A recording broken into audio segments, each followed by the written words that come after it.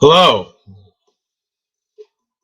welcome to another edition of Recap after the face-offs discussion.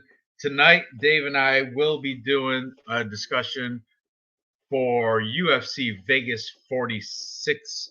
Every fight on the card we're going to go over, and this is after I've watched the weigh-ins and face-offs, which I didn't really see a lot, but still, I did change some of my previous bets. And as you guys know, some of these, it started out like 3 weeks ago. I think it was at 14 fights. Now it's down to 10, and a couple opponents have changed.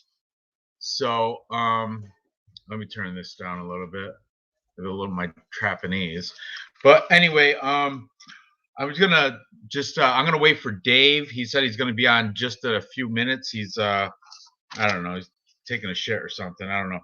But he said go ahead and start. I'll be on a little bit. So I'm starting. I'm just gonna go over the changes. Originally we had open up open up the card is Brian Kelleher, Kevin Croom. Originally that was supposed to be Vanessa Demopoulos and Sylvania Gomez Juarez, where Vanessa Demopoulos, everybody had her winning, but I guess that's rescheduled.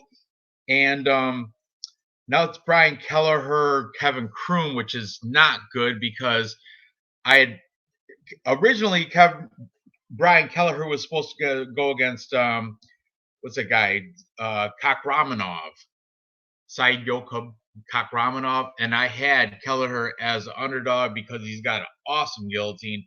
But now he's like a minus 250 favorite, just ridiculous. And Kevin Croom, he's a live dog, man. He's live.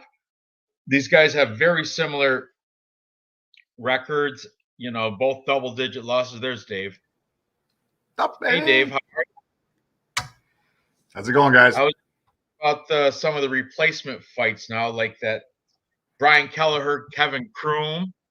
That's unfortunate because I had Brian Kelleher as a dog going against that guy. What's his name? Said Yokub Kakramanov.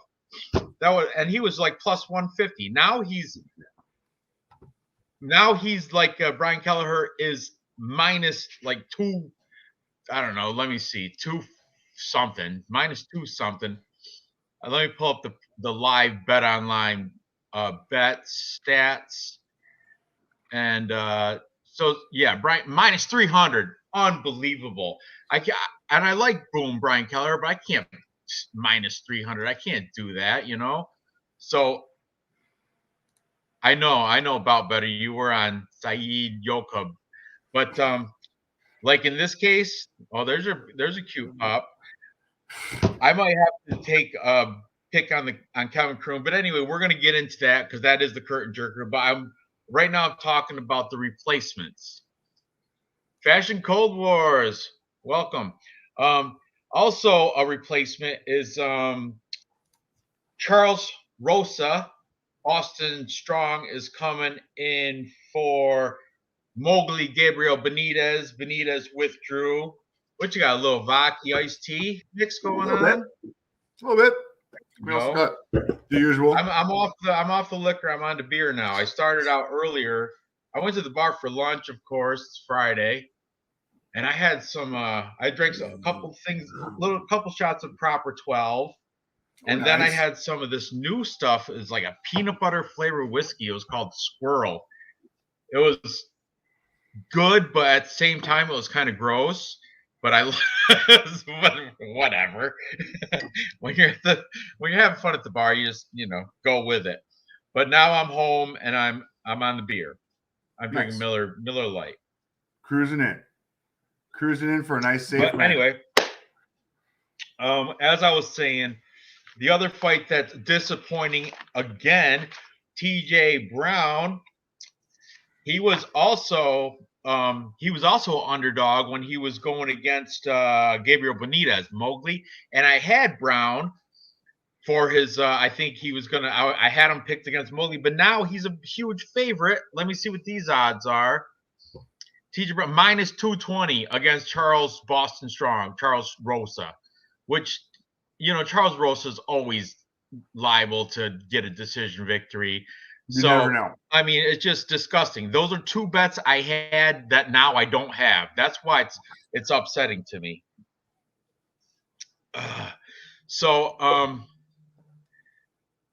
Yeah, I hear your real news. A lot of shit was canceled, but regardless, Dave and I, we're gonna go through the entire card, starting with Curtin Jerker, Brian Kelleher, Kevin Croom, and go all the way through. There was fights lost and some replacement fights, so it's kind of messy. Now we have a total of 10 fights in all. I did circle picks on every single fight except for one. I'm still kind of on the fence, and I'll talk to that when I get there. But I did circle my winners of every single fight except for that one, and we'll discuss that when we get there. Yeah, betting has been legal, but now it's on a whole other level because we got DraftKings. Now you can bet DraftKings Sportsbook. Before it was like I was cashing Bitcoin through BetOnline. BetOnline always accepted New York bets, but now the DraftKings is a whole nother level because DraftKings you can do like a 10-fight parlay. If you're on fight number 7 and you're up, you can cash out. Which BetOnline, it's either all or nothing. Once you place your bet, there's no cashing out. It's pretty much you handed your money to the you know guy taking the bets. So there's no taking back. Yeah. This is about better. Good point. This is a good totals bet card. There are some spots that I think you might be able to get a little plus money on the totals. But without further ado, let's get into this because I'm a little bit drunk. Not fully drunk, but I'm tipsy. All right. So I don't want to be sloppy like Dave gets by the main event. I just started. I know. I know. You have a low tolerance though. You know, those are 5.0. I read about the Bunny Pilsner. Yes. Yeah. I switched off. I was drinking when I first got home. I had like Bud Light Platinums, which are 6.0, but I was like drinking them. I'm like, wow, these are strong. So I had to switch back down. Like Miller Lite, I think it's like 3.5. So, you know, a little watered down now. But anyway, about better. Started drinking 3 hours of good. I hope you don't get trolly about better. You know how you get. Emily's not on. It's fine. She is or not? Emily's not on. So I guess her fiance was pretty upset. Probably because a lot of guys were talking some nasty shit about her in the chat. I wouldn't like that if they were talking about my girlfriend like that either. So, you know, you can't blame them. Can't blame. Well, it might be his girlfriend was with 2 other guys for 3 hours. That happens. That too. Well, she don't eat meat, but she sure likes the bone. I'm just messing with you. Oh my god. All right, Noah. Cool. Well, we'll probably still be on in 2 hours. Yeah, we'll probably run it till like I don't know, at least 4 hours tonight. I don't know. Who knows? We'll see. We'll see how it plays out. We haven't even started yet. Let's go. Let's start talking about the first fight on the card. We have Ryan Boom Kelleher taking on Kevin Croom. I did not cover this fight with a Capper comparison picks because this fight just got announced. I did cover Kelleher versus Kakhramonov, and I was on Kelleher, but like I said earlier in the chat, now that he's a minus 300, I can't do it. I can't put money on a 23-12 fighter. Oh, look, she just messaged me. She said, "My bad. I'll join next card. I'm listening on and off, but this card sucks. I like Cater a lot here." Well, whatever. Go ahead and play some. What'd she play? Fortnite something. Maybe my kid will blast her away in Fortnite. Anyway, Brian Kelleher versus Kevin Croom. Both of these guys have double-digit losses. I mean, I didn't even That, pull. Let me by the way, pull up their Tapology. the curtain jerker is What? still TJ Brown Rosa. No, it's not. Not according to Tapology. It's Brian Kelleher, Kevin Croom. Refresh your Tapology. What? Refresh your Tapology. Yeah, on Tapology. TJ Downtown Brown versus Charles Boston Strong Rosa is the curtain jerker. Oh, did it switch? I don't know. I haven't pulled it up in a while. I printed this out when I was at work earlier today. So let me pull up Tapology. So let's start from the beginning. Come on, let's do this right. We're gonna. I thought the beginning was I thought it was Brian Kelleher and Kevin Croom, but let's see. Okay, all right, whatever. TJ Brown versus Charles Rosa. We'll do this. Whatever. This is the same spot though. I had TJ Brown as an underdog going against that Kakhramonov Said Yokub, and everybody, a lot of people were taking Kakhramonov. Or no, I'm sorry. I'm so sorry. I have it wrong. I got it mixed up. Who was TJ Brown? Oh, Benitez, Mowgli. Yeah, I had TJ Brown beating, but that's another one. TJ Brown versus Gabriel Benitez. I had him winning against Gabriel Benitez, and I was pretty much alone on that. There was one guy, MMA Fight Club, that was also taking TJ Brown, but everybody else was taking the favorite in Gabriel Benitez. But I think TJ Brown would have been able to beat him, but it doesn't matter. He's not fighting him now because Benitez withdrew, probably because he had all that pressure from being the favorite. I don't know. I'm just making that up. I don't know. But now he's going against Charles Rosa, Boston Strong. Charles Rosa, he's left a bad taste in my mouth. This guy, Charles Rosa. He's let's look. I think he's coming off a loss, right? Yeah, because I bet him. Yeah, against Damon Jackson. I took Charles Rosa against Leach, Damon Jackson. When Damon Jackson won a unanimous decision, I lost money on that. He's a win-loss type fighter, and he's up for a win. So now, I'm still taking TJ Brown, but I'm not betting him. No way. Now he's like minus 220. That's ridiculous. And I know Rosa's coming in on a very short notice, but he's always prime. He trains like twice a day. So this guy, and he's at ATT, American Top Team. So this guy's always prime for a fight. I still like TJ Brown, but I'm not doing anything at minus 220. If it was closer, I'll put him in a parlay, but that's about it. 220. That's just disgusting. What do you have anything to say about this fight, TJ Brown and short notice? Charles? Yeah, short notice. Reach advantage. As far as the stats go, the only that TJ Brown's really dominant over Charles Rosa is the takedown average. He's at 4 takedowns per 15 minutes compared to Charles Rosa's 1.81. It's going to be a control thing. I don't think he's going to be able to take Charles Rosa out, but I do think he's going to dominate him for 3 rounds. It might not be the most exciting fight in the world, unless these guys do stand and trade. I mean, Rosa's got a history of like taking a lot of punches. So if these guys do stand and trade, it'll be very interesting to see. But I do think TJ Brown's got this in decision. Charles Rosa loves to get dominated by other men on the mat. Yeah, exactly. And that's exactly what's going to happen. Boston Strong for 3 rounds.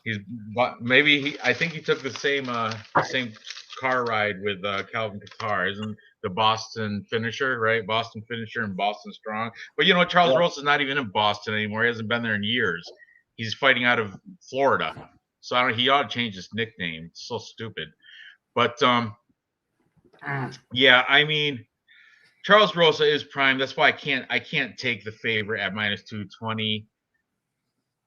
I think, but I'm still taking TJ Brown to win this. Just that there's no bet there, and I'm not even gonna put him at a parlay because he's minus 220. There's no value in there, and I'm not betting on Charles Rosa because he got beat by Leach, Damon, whatever. What's his name? Damon Jackson. Yeah, the Leach. That guy's like 40, isn't he? Yeah, I can't. I really don't think even Rosa is going to be able to. Jesus, going to be able to come out. Damon Leach is only 33, but he looks like he's 40 because he got that huge receding hairline. But anyway, regardless, yeah. Rosa fights like he doesn't want to fight. Mm.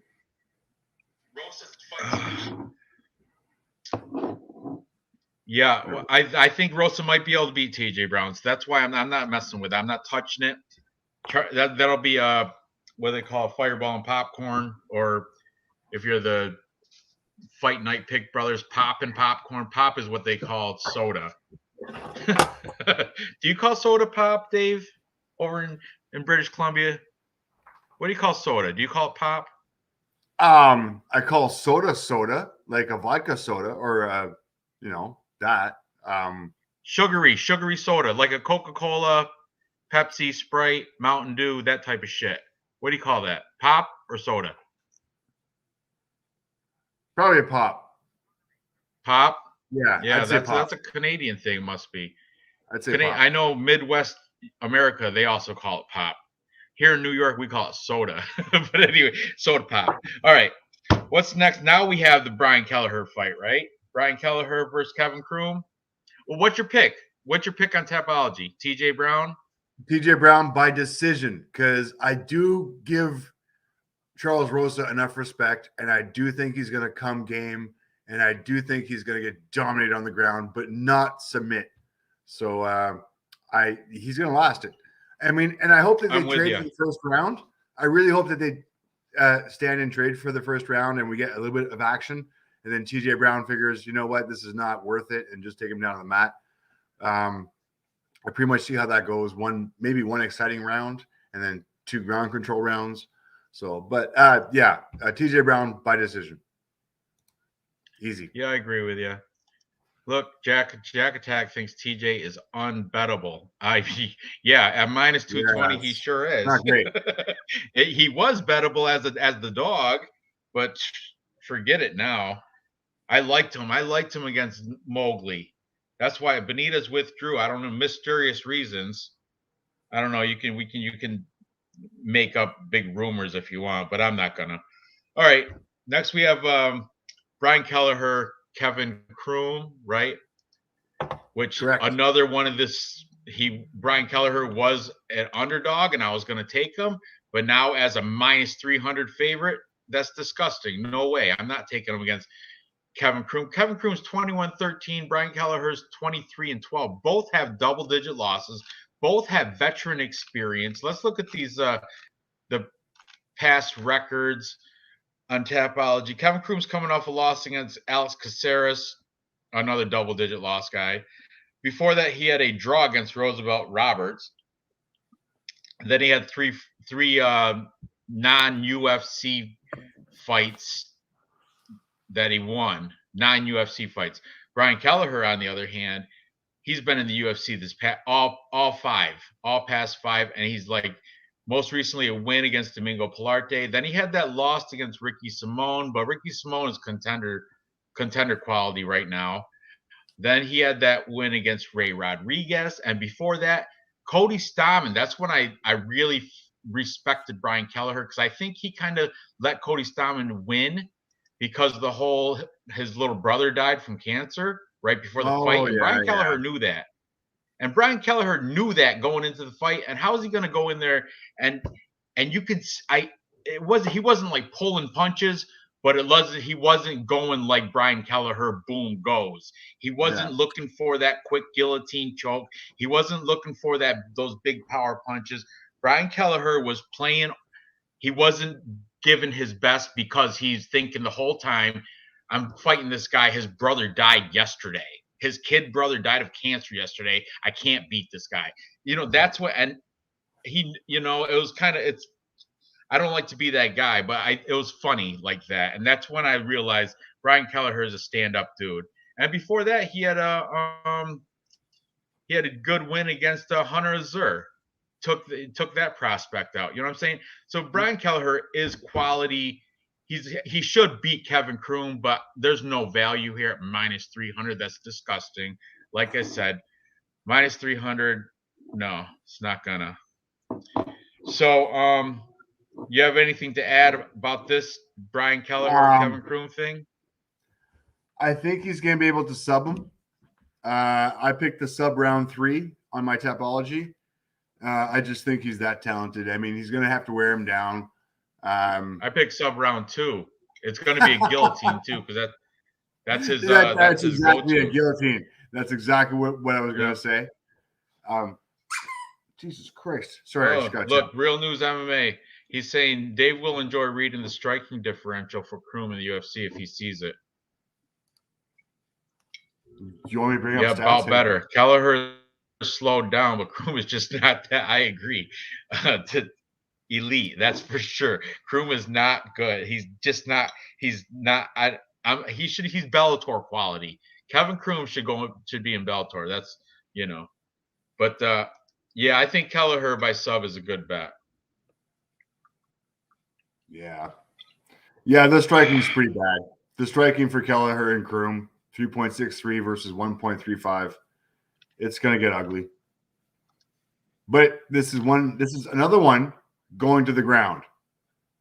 And yes, Kelleher's sub is a great bet. I mean, we're not making lots of money off this, guys, but if you want to prop it out, this is not a bad one. This has a chance of hitting the bullseye. About better. I'm actually agreeing with about better. Damn. Yeah, about better knows what he's talking about. I know. I just don't agree with him all the time. He just look. Fashion Cold Wars. For the record, I'm a bit of a noob here. Been watching. Don't know where each is located. I know Brian Kelleher is from Long Island because he trains with Gregor Gillespie. I don't know where Kevin Croom is. Let's look on Tapology. Tapology would tell us. He's from Kansas City, Missouri. Lutrell's MMA. That's actually in New Mexico. Let's see if who he fights with. Nobody in the UFC. There's nobody on Lutrell MMA from the UFC. We got a Fury FC guy. That's about it. Kevin Croom trains out of New Mexico, but his Tapology said he's fighting out of Missouri, so who knows? Oh, us too. Well, BC Dave is from British Columbia. That's what the BC stands for. I'm from Central New York State, but I travel a lot for work. I'm all over the Northeast. I lived in Philadelphia for 5 years, but now I'm settled in Amish country, Central New York State. But I thought you were talking about Kevin Croom and Frank Kelleher. Oh, about better. Little hot take. Croom is another Kraus guy. He's at Glory MMA, is he? They're coming in deep. TJ Brown's from Glory MMA. So is there's like 4 fighters on the 10-fight card. 4 of them, I think, are from Glory MMA for real. For real. Speaking of that, let's move up off of this stupid minus 300 Brian Kelleher. Unbelievable. No bet there. Unbelievable. Can't do it. What's next on Tapology? Is it I've got a minute. Sorry. Let me see, because obviously, yeah, I got it now. Court McGee, Ramiz Brahimaj. This one, finally, I got a spot where I can take an underdog. Court McGee is the underdog here. He's plus 106, just a slight underdog. He's got double-digit loss. He's 20-10, but don't fade him because of that. The dude's got 30 fights. Ramiz Brahimaj, 9-3. His UFC debut, it was against Max Griffin, where he got his ear ripped off. Remember that nasty shit? Yeah. And yeah, that was very eerie. But anyway, what's stupid is this Ramiz Brahimaj. If you look at his Tapology, he's got all these submission wins, and he didn't even go for a takedown against Max Griffin, who's got weak takedown defense. So that shows he's got like kind of shitty fight IQ, you think, right? He's like a no-gi world champ, like no-gi jiu-jitsu world champion. No. And this Ramiz Brahimaj, why wouldn't he? Oh, I'm going to stand and bang with this guy and get my ear ripped off.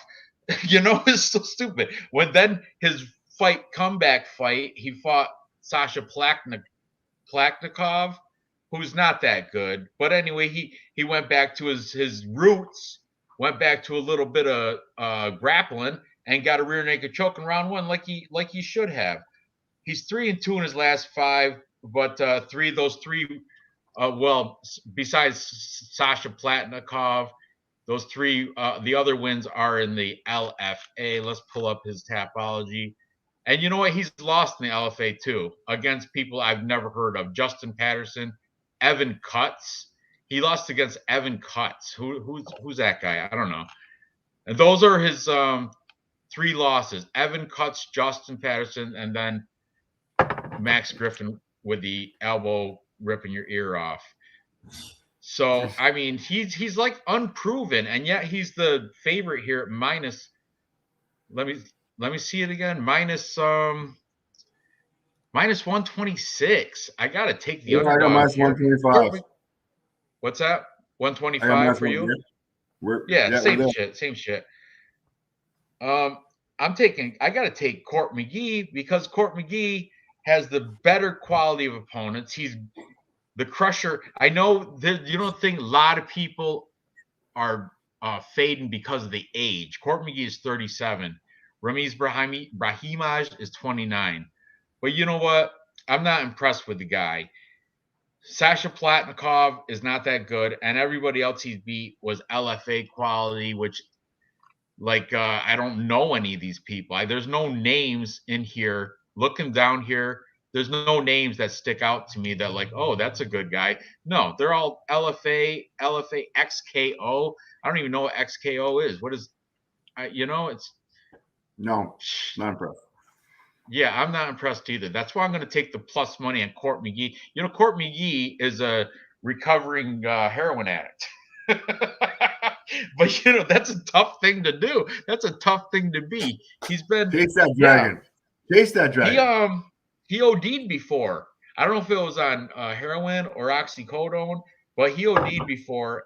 And since that OD, he's been sober for 6 years. He had 7 operations and refused pain reliever. Refused any type of... That's how level-headed he is now. And another hot take about Court McGee, when he was in high school, he went to the high school wrestling championships for Utah State. He was a finalist twice, 2 years in a row. He never won the championship, but still, just getting to the state tournament and being a finalist shows Court McGee has enough wrestling that Ramiz Brahimaj, despite his no-gi is like a Brazilian jiu-jitsu no-gi submission. Despite that, I think Court McGee can fend off that shit. Court McGee also, I want to say maybe 5-10 years ago or something, when he first came out, let me see, I gotta pull up Court McGee. When he first came out, he, I guess, had the highest volume for all welterweights at one point in time. I'm not sure when exactly that was, but I want to say it was back. Look, this dude's been fighting forever. He started in 2007. First professional fight was 2007. You know what I mean? And I heard from one of these cappers that back in 2011, look, he beat Robert Whitaker. How you gonna beat Robert Whitaker? Now you're going against unproven Ramiz Brahimaj as an underdog. How, you know what I mean? I can't go against Court McGee here. I'm gonna take the underdog. I don't care he's 37. So what? I don't care. Nope. Are you taking? Fuck, we're agreeing on everything. We're agreeing on everything. I'm all over Court McGee. I don't care about. I already put him in a couple parlays. Hey, Manny honestly, from MMA Fight Club. Awesome. I'm glad you're tuning in. So anyway, look at Fashion Cold Wars. This card is bad. When this card was announced, an angel got diarrhea. That's funny. That's awesome. So I'm taking Court McGee on this. But Brahimaj is the favorite. I think Tapology's got him by a lot too. I think the public, the casual bettors. Well, let me see. I like the plus 100 on Court McGee. Honestly, really, plus 100. Oh, look, Brahima, out of 2,292 Tapology predictions, 55% are taking Brahimaj. But I'm going with the underdog. I'm taking Court McGee. And you know what? There is a game plan for Ramiz to actually win this fight, and it's taking him to the ground. But I don't think so. I think Court McGee has enough wrestling defense. Do you have stats on his takedown defense? Say them, though. I don't want to say them. Whatever. I've only got 2 fights for Ramiz. Ramiz does come in with a 100% takedown accuracy and 100% takedown defense, but those were against Palatnikov and Griffin. So that doesn't really. I'm not going to weigh too much. I think McGee's got a better wrestling game and a better wrestling pedigree than these 2 guys. So I'm going to take that down. The one thing I do like is that Court McGee strikes landed per minute 4.76 compared to 3.15. So he's going to have the more volume. Exactly. And strike absorbs per minute. Court McGee 3.78 against 5.14. So Court's got the definite advantage there. Also, look at Court, 69% takedown defense, never been control. And you know what? He's never been submitted, ever. He's never, ever, in his 30 fights, he's never taken a submission loss. I'll tell you that. There you go. So, I mean, if exactly, Jack Attack. If what's his name? Rahimaj. If he does win, it's going to have to be by decision because I don't see him finishing him by knockout, and I definitely don't see him doing it by submission. So yeah, and I think Court McGee's going to win. I think he's going to win by decision too. I think he's going to outpoint him. I don't know. Maybe he'll, because Rahimaj, he would have kept on going with 1 year. He would have won. He didn't even. He was, the adrenaline was pumping for real. The ref, the doctor was like, your ear is hanging off. You can't fight. But he was like, oh, I can't hear you. Well, no shit. But the dude, he didn't feel it because I don't know if the adrenaline, but I remember watching that fight. I'm like, that's nasty. That's almost as nasty as remember the name Bilal Muhammad getting 2 knuckles deep through the eyeball, when the dude was itching his brain. You know what I mean? I do. That's why I don't think Ramiz is going to get finished. So my bet here is going to be Court McGee by decision, and I am putting a star by his name because he might be in our 3-leg parlay at the end of the show. You know what? He's only 4 fights or 10 fights, so slim pickings. You know what I mean? But he's a good one. I like it. Put a big star there. Court McGee. All right, moving up the card. What's next? Let me see. Okay, sorry.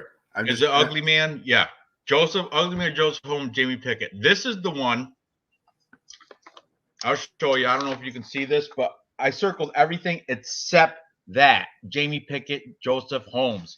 This one, I've been flip-flopping back and forth. I was going with the favorite, Joseph Holmes, forever. But then I was realizing Joseph Holmes, he hasn't beaten shit. He hasn't beaten anybody worth a shit. You know what I mean? Exactly. I know what? I watched about 2 hours of fucking fight history between this guy trying to get some kind of favoritism on Holmes. And I tried, and I researched his opponents. I watched his opponents' fights. I get it. He's the new thing, but he's not proven yet. He's beaten fucking garbage, like literal garbage. In the face-offs, I will tell you, in the face-offs, he was a little bit taller, but you know what? Jamie Pickett was thicker. He had like bigger biceps, bigger chest and back and shoulders. He was thicker. So that's what. And the thing is, you know why he's a favorite? Because he hasn't lost since his debut as a pro. But look at the people he's fought. It's like a Jordan Wright, but you know what? Jordan Wright knocked out Jamie Pickett, so that's not really. But that's not a good example. But he's fought like people that are 1-1, 6-8, 0-1. You know, the best record he's fought. The last person he fought, Jonathan Patty, 6-5. And you know what? That's a common opponent. Jamie Pickett also fought Jonathan Patty. But the thing is, I think Jamie Pickett beat him by unanimous decision. Jonathan Patty got knocked out by ugly man Joseph Holmes. So if you want to do MMA math, but the thing is, Jamie Pickett beat Laureano Staropoli, a UFC guy. Joseph Holmes he ain't beat no UFC guy. That's the thing. He hasn't. Joseph Holmes ain't beat anybody. Again, he's a unproven contender, and Contender Series is nothing but a trumped up regional scene, in my opinion. You know what I mean? So no, I get you. We are agreeing on everything. This is horrible. That's all right. We're going to be disagreeing, I'm sure. There's going to be something. We're not going to get the same at least our props will be different. We already picked. You said what would you say? You said round three. Said Kelleher round 3. Round 2. I said Kelleher round 2. There you go. So right there we're different. We'll probably both get that wrong. But anyway, this one I like I said back and forth. I don't think Jamie Pickett's really UFC caliber, but I don't think Joseph Holmes is either. So this is kind of like a regional fight. But if it was a regional fight, if this was like in Fury FC or something, and I was just like, what's on tonight? LFA's on tonight. I don't know any. I looked at it on Bet Online. I don't know any of those dudes. I can't even place a bet on. I'm looking at it right now. Or no, I'm sorry. It's already taken off. KSW is tomorrow. LFA was earlier. Like they had the props up. I didn't recognize not one name, so I can't bet on that. But if these guys are fighting in a regional scene, I would have to take Jamie Pickett. He's beaten people that are actually in the UFC, like Laureano Staropoli. And who else? Let's be honest here. All right, he's coming off a win. Oh, he knocked out Jonathan Patty too. They both beat him. Okay, I get it. And look, but he's lost against Jordan Soriano. He's only lost to like aside from that stupid guys, like really decent guys. Except for Jordan Wright. Jordan Wright is not a decent fighter, but everybody you know what I mean? You know what? Jordan Wright was 11-1 when he beat him. I know, but I'm okay with that. He's also fought 9 cans in those 11 fights too. I know. But he got caught first round. Oh, look. I get it. Manny's saying LFA is going to be fired tonight. Co-main and main event have dogs.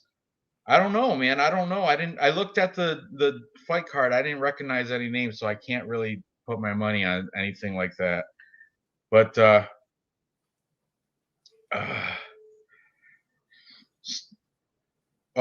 B-Phil is a lock for LFA tonight. It's already been started because it's no longer available to gamble on it and bet online anyway. What it was earlier when I was looking.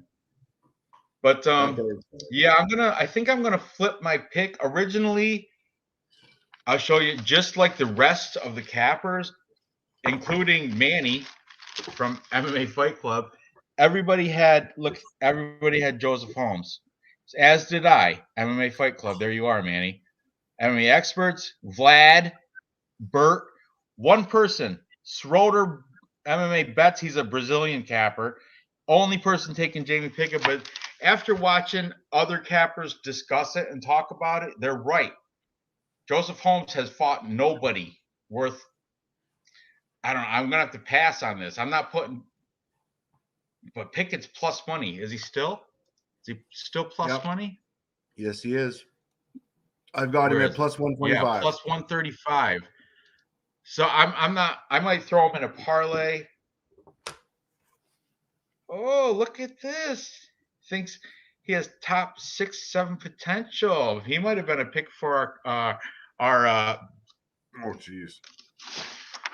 Unranked contenders contest. Remember, Dave? Mm-hmm. I know. I see it. Oh, I picked Montana De La Rosa. What are you thinking? That was your worst pick of the whole night. I Flyweight. didn't have a choice. I was forced to. I'm You gonna guys took not all my pick a guys. dude. I'm gonna You go know with what? my female pick, and I'm gonna take Montana De La Rosa.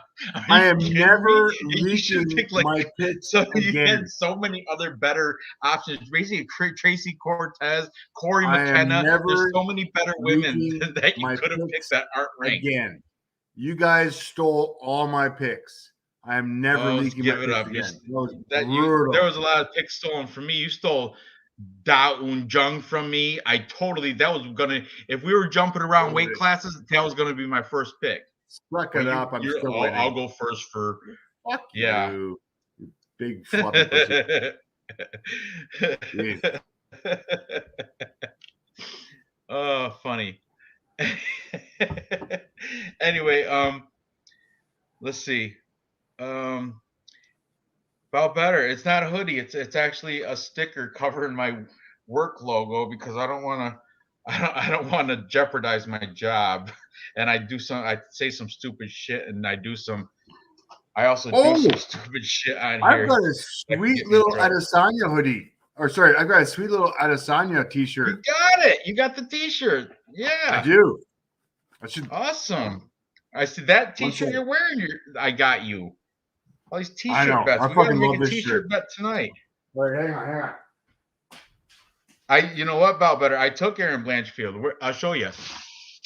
I was my color on here was orange. I was orange, and look, heavyweights or female, Blanchfield and Dontel Mays were my two picks.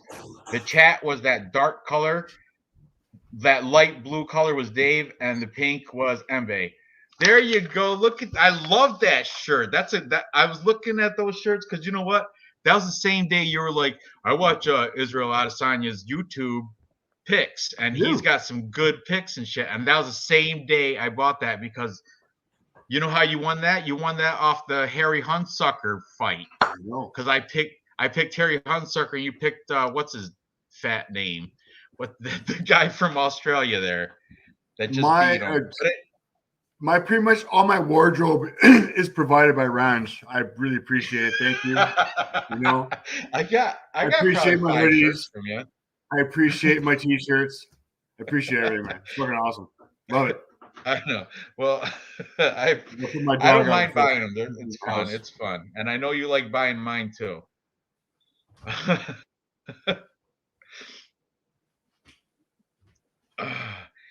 Yeah, I like to fade Hardy, and I think Spivak's going to beat him too.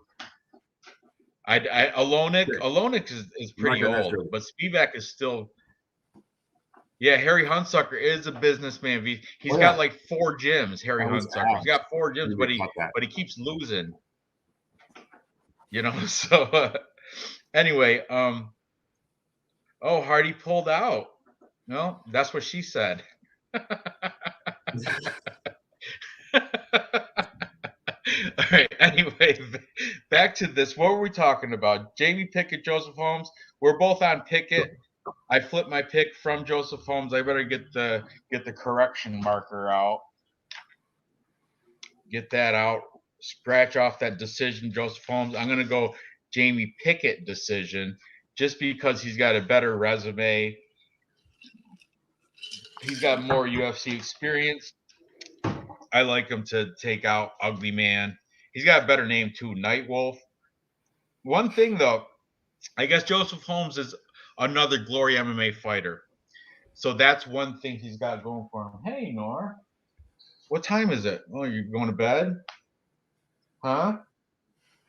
Yeah? All right, good night. You want to give me a kiss? Does Nora like puppies? What? You want to see Dave's new puppy? He's got a new puppy. Show your puppy. You got a puppy right there? New right puppy. He's got a brand new puppy. Yeah. She's an animal lover. She loves the animals. She's gonna be a veterinarian, right? No, I'm gonna work at a pet shop. Oh, she's gonna own a pet shop. That's what she's gonna do. Own a pet shop. Look at this puppy. What's the puppy's name? Luna. Luna. That means moon. Yeah, Oh, you do know? You knew that? What do you think of that puppy? Is it cute? yeah. Yeah. It's black and white. What's that? It's black and white. Yeah, it is Parrots black and and white. champ. It's very It's very. black and white like parrots and champ. Yeah, we have two kittens that are black and white. Our dogs are brown though, huh? All right, All right. back to this. Good night, Nora. Okay, Love you. See you tomorrow. Mwah. You want to get Daddy another beer before you go to bed? In the mudroom fridge. Come in. Thank you. Oh, puppy's back. Oh shit. One of these ones, not the strong ones. One of these ones with the white sticker. She fashion cold. She goes by appearance. She goes by looks. She don't know anything. She takes the prettiest girl and she takes the bigger, stronger looking dudes. You know it, Manny. That's the thing. You got to take the perks of having children. I'm doing a live stream. I don't have time to go to the mud room. The mud room fridge. We call that the Korean fridge. That's where we keep our kimchi. Thank you, sweetie. Good night. Love you. See you tomorrow. Night, Nora.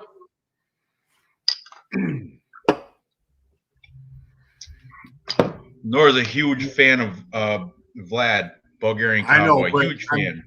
You Likes to I'm watch trying his I'm trying to What? get some love because I know she doesn't like me. So I'm trying to like She's warming up to you. I know I'm trying, like, man. I'm trying. Vlad, because you know what? It's all because she's an animal lover, and Vlad loves. That's why I loves brought the cats. puppy. Come I on. know, but Invite the Vlad loves pussy. She likes the cats. He likes the cats, and I don't know, whatever. And plus, No, Vlad sent that's a puppy sent for her us. a flag of Bulgaria. You know, you got the same one. Yeah, she thought that was special. So Vlad wore. She likes Vlad.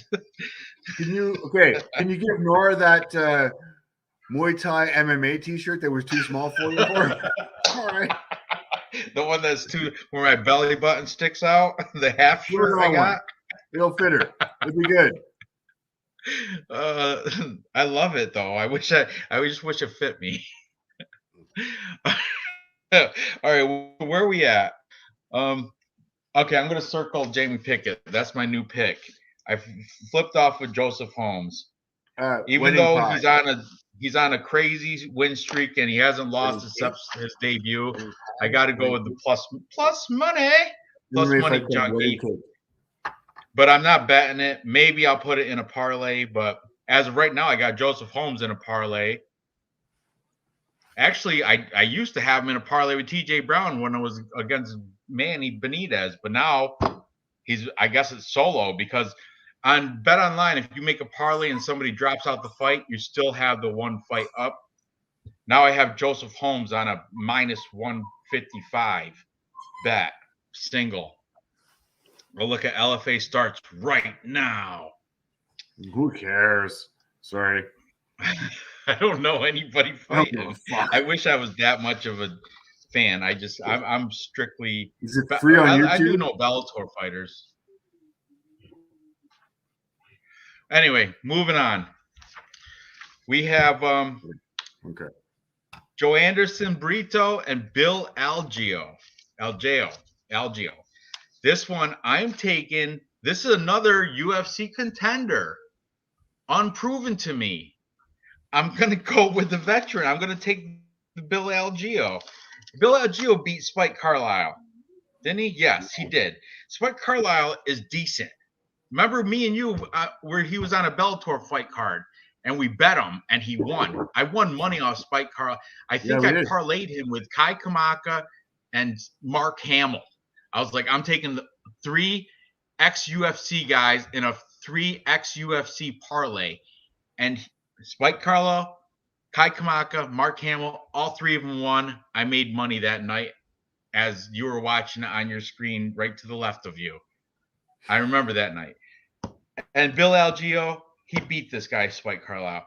He's coming off a loss against Ricardo Ramos, but that's not a bad loss. And he lost his debut against Lamos and Ramos. But Lamos is not bad either. Those aren't bad losses to have. But this guy comes in, Joe Anderson Brito. He comes in as the favorite here. That's this plus money on these guys coming off of Contender Series are getting minus. He's a minus 140, Brito. Bill Algeo's a plus 120, plus 120. All right. I got him plus 130. Brito, he's coming off a win against Diego Lopez. Who? Exactly. Diego Lopez. I don't know Diego Lopez, but there's like 3 guys in the mixed martial arts game that named Diego Lopez, and none of them are UFC fighters. So it's not like I know this dude Brito. He's like, I guess he's a beast. He's on a 10-fight win streak. He hasn't lost in forever. His last loss was in 2015 in some regional scene against Enrique Gomez. But look at his fighters that he's fought. Some of them have good records. There's a Japanese guy in FFC, 24-7. We got an 18-4 guy. They're not cans. They're not. I'm not gonna really fade that. They're not. He's fought winning record guys, but they're all regional. All of them are regional. Thunder Fight, Future FC, and FFC and Strike Deval. These, I don't know these scenes. Is he cut out for UFC?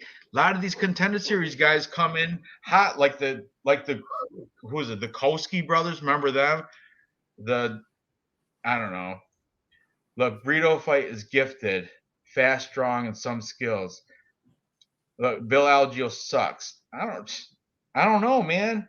Bill Algeo went to Penn State University. He wasn't on the wrestling team or nothing, but he was the BJJ instructor. He was the instructor for Brazilian Jiu-Jitsu as he was on the Penn State boxing team, which I didn't even know they had a boxing team. But still, he was on the boxing team. And he's got his own gym in King of Prussia. That's pretty much, you might just call it Philadelphia. And Philadelphia, Philadelphia's got jiu-jitsu. They have good jiu-jitsu in Pennsylvania. And he's a BJJ black belt. He might have gave it to himself since he owns his own school. I don't know. But he's got a 4-inch height advantage and a 1.5-inch reach. I don't know. I'm taking Senior Perfecto. I'm taking him. I'm taking Bill Algeo at plus money. I think his veteran experience is going to come through. Joe Anderson Brito is unproven to me. I don't know these people that he's beat. Sure, he's on a 10-fight win streak, but it's kind of like the Joseph Holmes syndrome. I don't know any of these guys. I do know who Bill Algeo. I know Spike Carlisle, that the ginger dude. I know that dude, and I think he's not bad. That's why I'm going to take Bill Algeo. I think Joe Anderson Brito might have a little bit of a wrestling advantage, but Bill Algeo, I don't know. It's a tough fight. It's a tough fight to call, but I'm going to take the plus money. When in doubt, take the value. There you go. Even Manny, box for PSU. Great fact. Thank you, Manny. I appreciate it. Spike got robbed. Okay. Oh, Noah's making some good points. Algeo's takedown defense is really bad. Do you have stats? Luna, do you got stats on this? I've only got one fight stats for Brito, so I don't have very much. But the stats. No, I'm talking about Algeo's takedown defense stats. Algeo takedown defense 55%, and this is going off of a long record. But you know what's nice? Yeah. Strikes landed per minute for Algeo 6.37. I don't care who you are. 6.37 strikes per minute is a shitload. That's and good he's value accurate too, which is nice. What about and Brito? He's like you said. You only I got don't one like fight. is that Brito might have a ground game advantage on him, but you know what? Algeo does have the black belt. I think he's going to be able to stuff it. I mean, Another plus money. I'm all over Algeo on this one, guys. Yeah, look, Noah's saying Algiers been taken down like 15 times 3. Yeah, but he's got fast, good get up game. He does get up real quick. Every time he gets taken down, he comes right back up. And this guy's not. And who the fuck is Brito beating? I don't get it. No, I'm not. Right. I'm not ready to put money down on Brito, especially at like that minus number. No, I would much rather take the plus money with Algeo. You know how I like Brito? All day long. I like Brito with salsa and nacho cheese. That's about as much. That's how I like Brito. And you know what else is messed up? He's 26 years old, but his face looks like he's 46. How's that? How are you gonna be 26 and look like you're older than Bill Algeo? Even in the face-offs today, those Brazilians, they're lying about their age. They got it.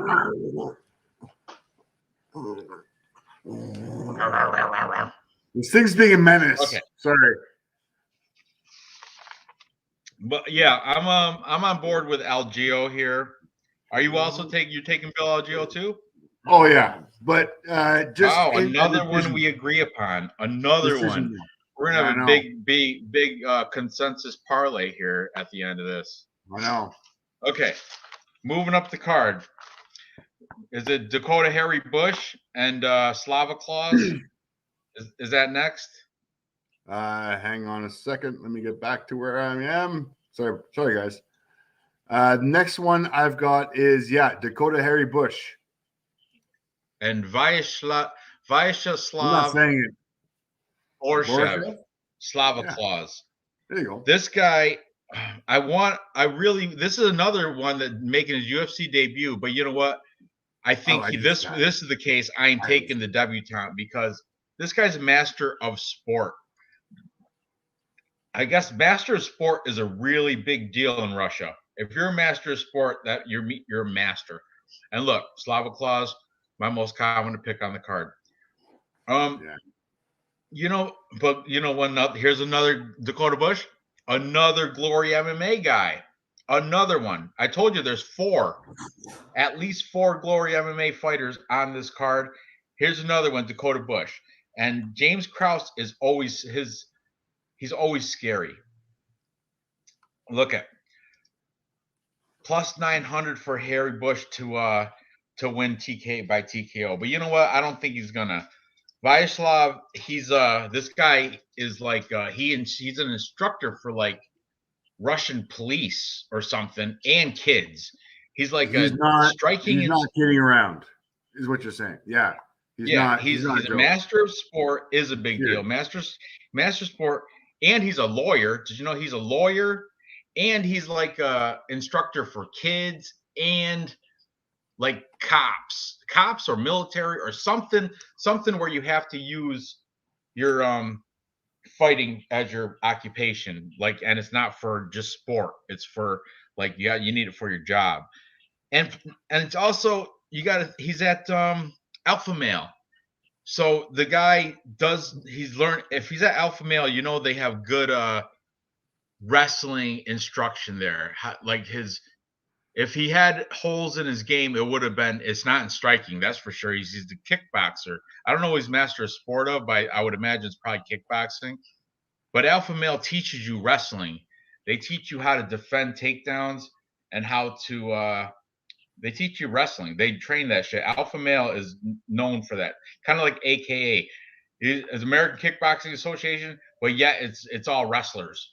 With DC, Daniel Cormier. I mean, it's a wrestling school. But anyway, I'm just saying, Slava Claus, he's already got the 5 stars in striking.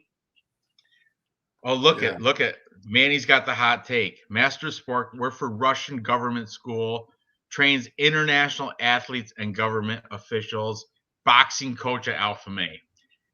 Yeah. Alpha Male. How can you not take that? How can you not take them? I really want to take Harry Bush because he's the plus money and he's got UFC experience, but I can't. This is the one spot where I'm going to take the UFC debut guy for sure. I'm going to, yeah. And Noah Allen's Harry Bush's last loss was against Thud Austin Hubbard, where Austin Hubbard does get wrestle fucked by a lot of people. No value in board. There's no value. He's good for a parlay though. What is he? Minus 177, 180, something like Minus that. 188, minus 180. That's I've got it's minus under 200, so it's worth like a 3-leg parlay maybe. No, But I'm taking him. Are you taking him, or are you going with the Harry Bush? no, I'm taking him. I've already got him. There we go. We're in. still in agreement. We've been But in you know what? agreement I got him everything. TKO round 2. TKO round 2? I got him by decision. I've got him TKO. I don't think Harry Bush is gonna. I think this guy's striking is going to be able to fucking light him up. But if you want to deep dive a little bit, Slava Claus does have a loss. He's 5-1, right? That one loss, where was it? In the LFA. And you know what? Harry Bush was an LFA champ. The one loss was 2020. Not even that long ago, he lost a split decision to an LFA guy named William Starks. Okay. Harry Bush, Dakota Harry Bush. He was like, let's see. LFA.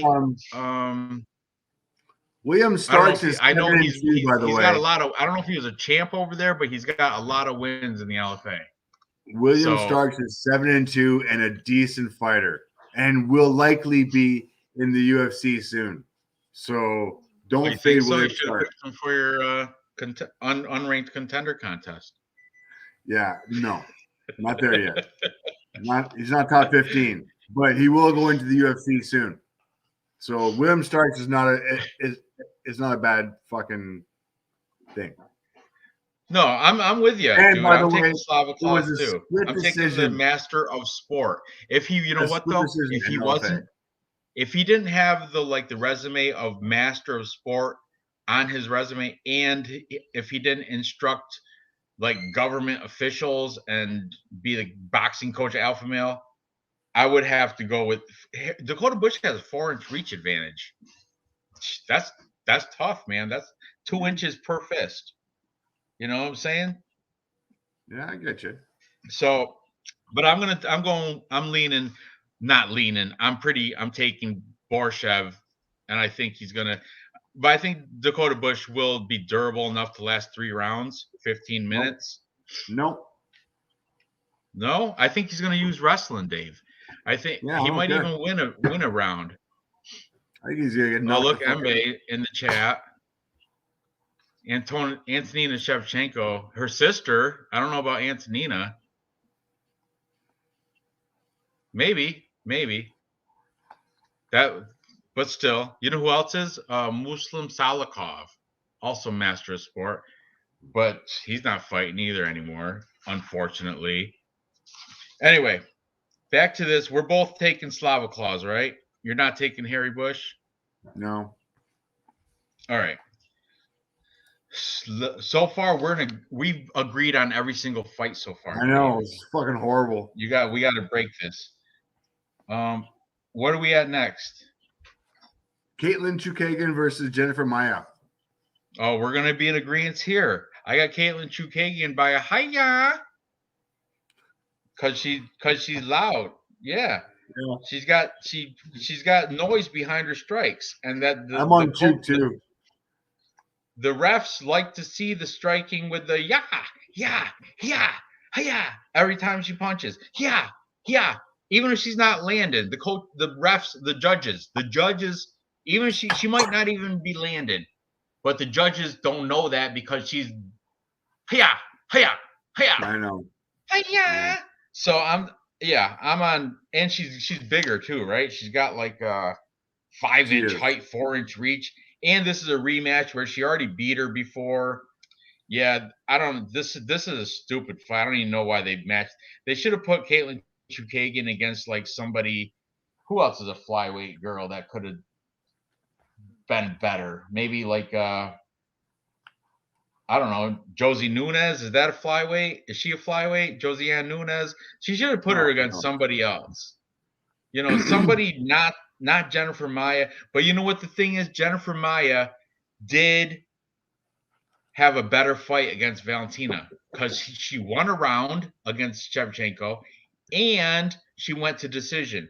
Where Katlyn Chookagian, she lost first round by the worst way you can lose. Crucifix, ground and pound. Crucifix, you're just that's helpless. fucking horrible. You can't do You're just nothing. fucking, And it's just, it's embarrassing. It's embarrassing to be put in a crucifix, just taking punches to the face where you can't even defend them. You have to eat them all. You can't stop that. That's the best way. In my opinion, crucifix ground and pound is the best way you can win and the most humiliating way you can lose. And that's how Caitlin Chookagian lost to Valentina Shevchenko. So this sounds, you know what I mean? Yeah, and you know, Mbe, look, Andrade showed that Chuk was hella weak core.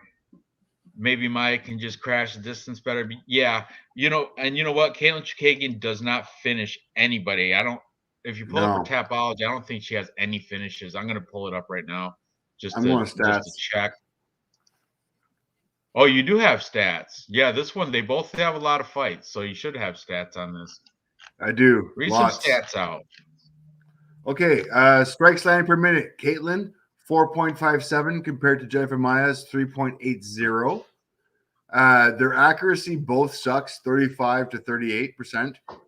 Strike absorbed per minute, 4.37 for Caitlin. Jennifer is at 3.97, so almost 4. So pretty much a wash on that one. Defense, 62 for Caitlin, 55 for Jennifer. So honestly, a slight lean to Caitlin on the if they're standing up, especially in the strikes landed per minute. As far as the takedown average, 0.25 for 0.29, a wash. Takedown accuracy sucks on both counts. Takedown defense, both around 50. So that pretty much washes out as far as the takedown game goes. So I'm going to see this a slight lean to Caitlin, especially on the stand-up. She does have the reach advantage. She does have the height advantage. I don't think she's going to be able to finish her. So, you know, I just found an interesting thing when I was looking at the Tapology. You know, Jennifer Maia has a win against Jessica Andrade back in 2012, back when there were nobodies. Jessica Andrade was 7-1 at. Yeah, it was a long time ago. But still, that's a win is a win. And she's also beat my girl Roxanne Modafferi, Alexa Davis. She beat Roxanne twice. Everybody beats her. She beat Joanne Calderwood. I mean, she's not. I don't. I'm with you. I'm taking the blonde fighter. I'm taking Chookagian.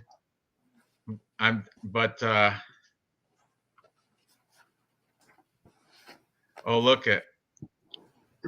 I mean, you might just answer that streamline invite and join the group. You got so much to say. Literally jabbing Chookagian up with 8-inch reach disadvantage. You're right. You're right. Vivian Araujo looked like she tried to implement that body shots and had a pretty good showing. Maya's been screaming about Valentina rematch, so she's motivated.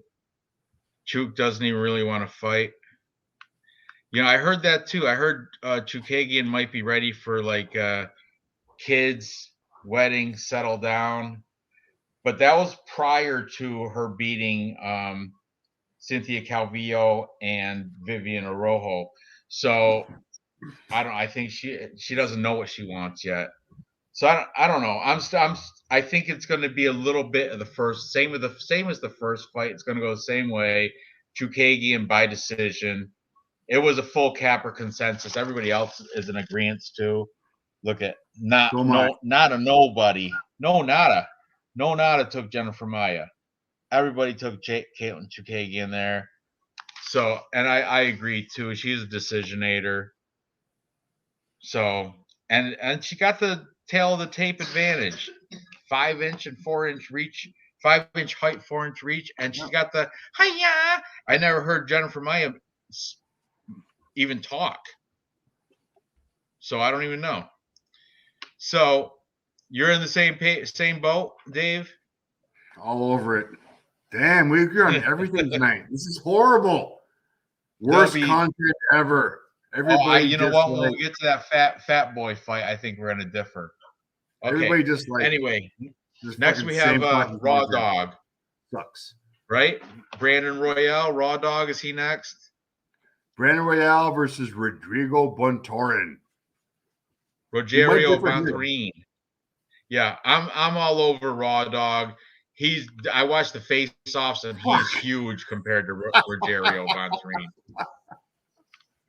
Shit. Yep. I'm taking him. He's more aggressive. Let me pull up his thing. Yeah, he's coming off a loss though. But you know who it's against? The Cannibal and Alexander Pantoja, ranked number 3 in flyweight. So Bontorin's coming off a win against Matt Schnell. Matt Schnell, what is he even ranked? What is he ranked 15th? Maybe, I don't know. But if you look at MMA math, Brandon Royval, he's got a win over Kai Kara France by guillotine round 2. Bontorin has a loss to Kai Kara France, TKO round 1. Yeah, the only thing good about Rogerio Bontorin, he's a valid BJJ black belt, but Brandon Royval's got some jiu-jitsu game too. And he's a rightful minus 170. He's a rightful favorite. I think that's priced that you can't price that better. I think that's the perfect minus 164 in bet online. Yeah. So Bontorin's coming from bantamweight. Royale's a flyweight fighter. He made weight though, and you know what? He missed weight against Schnell, but he made weight today. But he looked sick. He looked sucked up. He looked like that's kind of what that was. I did not watch the weigh-in, so I didn't see that one. But that was one of the one I tagged that I wanted to fucking find out. He looked sucked out. He looked like he had a bad weight cut. Okay. Well, that kind of fucking finishes my pick. The face-offs was kind of intense. They were looking eye to eye. Buntoren, of course, was looking up because there's a big height advantage there. Huge. But the whole time when they were done, he had the front face face the front, and he looked sucked out. His face looked a little bit like sucked out. Yeah, I think he had a bad weight cut. He had trouble making 125. That's another reason to fade Rogerio. That's kind of that was one of my tags. Yeah, for sure.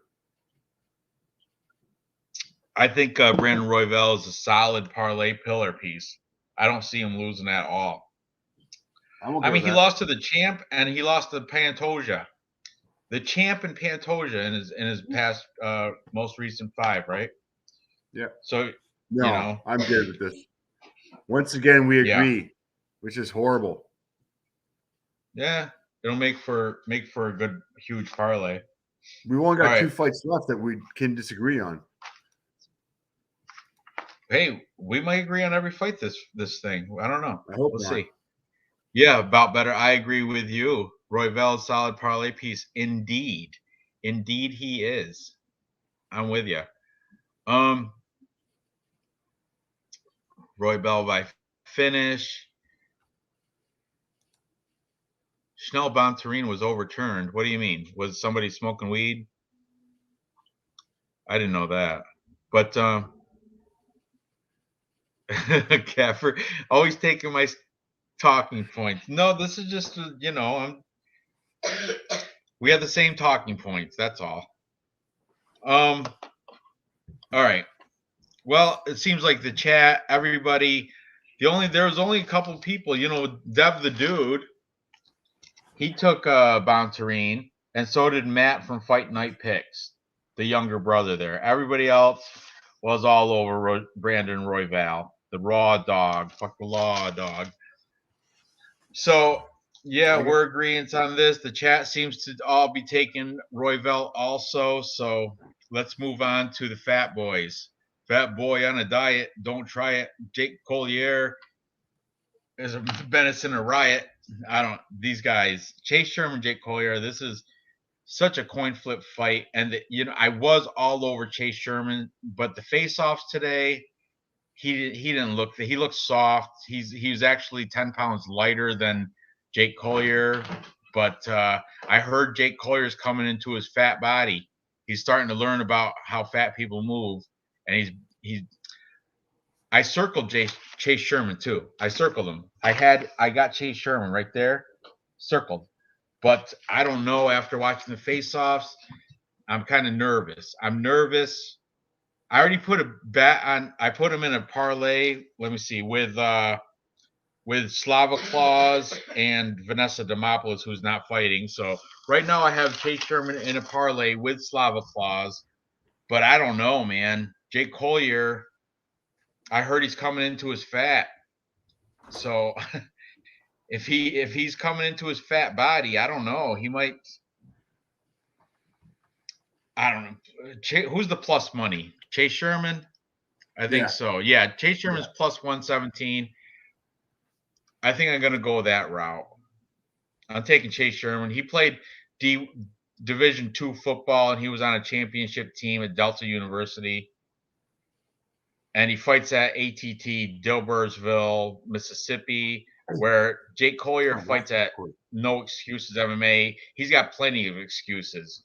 Plenty of excuses. His excuses are he likes cheeseburgers, and he likes Cheetos, and corn puffs, and cereal, and peanut butter and jelly, and Fluffernuts. He likes food. Jake Collier, how is he going to go from a 185 regional champion to a big old 264? Weighed in at 264 today, looking total.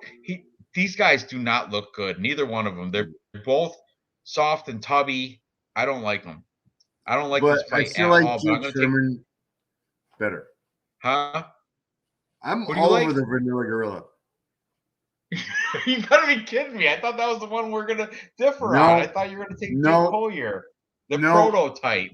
No, I'm picking the athlete. I'm picking the guy who is gonna come back from the weight cut and actually, or sorry, not come back from the weight cut, but just he's definitely more athletic. He's a better athlete. Yeah. And I think he is Jake Collier because he gained 80 pounds. Yeah. in his fighting career. Went from 185, now he's 264. That's how can you do that? Unbelievable. Yeah, I'm with you. I'm with Vanilla Gorilla too, Chase Sherman. I didn't like how he looked in the face-offs, though. He looked soft and he looked. Don't care. Yeah, I don't care either. I'm taking him. I guess he likes getting hit too, but he doesn't. He hates getting hit, but he gets hit a lot. I heard too. Yeah. Huh? Always backs the fat guy. They're both fat. How you gonna? Yeah, they are. They're not. We're not. They're both fat. We're like, how can you not back? We're picking the better athlete. Whoever you back in that fight, you're gonna be backing a fat guy. I think. Yeah. Well, obviously Jake Collier is fatter because he weighs more. Just saying. Yeah. When we say we're picking the better athlete, just take that with a grain of we're taking the better athlete, which is not much. Yeah, that's not.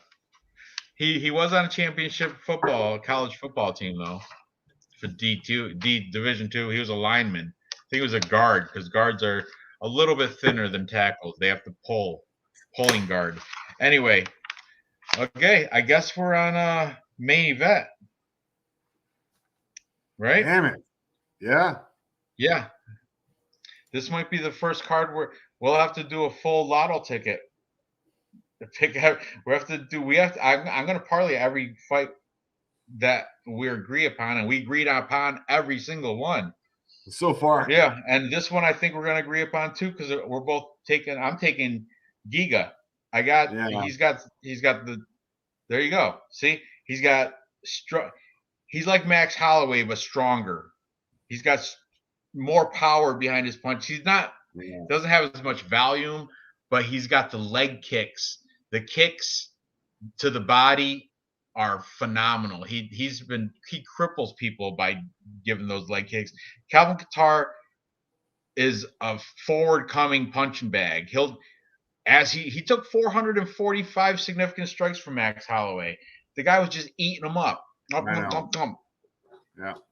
I think the one thing, Giga's never been he's never been in a 5-round fight. This is his first one. So maybe you might be able to say, 4th and 5th round, he might be, but I don't know. I think he's going to go decision. I think Giga's going to win the first 3 rounds at least. and get a decision victory. Wait, you think Giga's going to knock him out? On my Tapology pick, I've got Giga knocking him out in round 4. Look at this is for real though. At the face-offs, the weigh-ins face-offs, yeah, Calvin Kattar does look good. He's ready. He looks intense.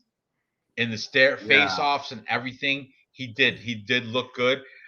Because of the odds are spread so much, it's like Giga's like minus 220 or something. Let me see. 225. Calvin Kattar's plus 190. I'm gonna hedge bet Calvin Kattar, but in Tapology, I think Tapology we're gonna be tied because we're picking all the same shit, except for we got a couple of different methods. Aside from that, all our picks are the same, but so be it. I've got like 3 pages. 3 pages that Mbe and I have been going back and forth on this fight. And Mbe's picking Kattar for some fucking strange. I know. I saw that earlier. Yeah, we're not fucking doing that. No way in hell. I have been fucking. I'm all over this. I definitely part of the piece of parlay. I think he's gonna be able to knock him out. I think he's gonna light him up on the feet. It's gonna be in the later rounds, but I'm picking round 4 KO. A little bit of a stretch. Oh, there you go. That's different than me. I'm taking Giga by decision. I think Calvin Kattar, if he can last with max 445 significant strikes and still be smiling at the end of the fight. But you know what? Giga does hit a lot harder, and his kicks to the body are strong. But I think Calvin Kattar is durable enough that he can last all 5 rounds. Yeah. I got Giga by decision.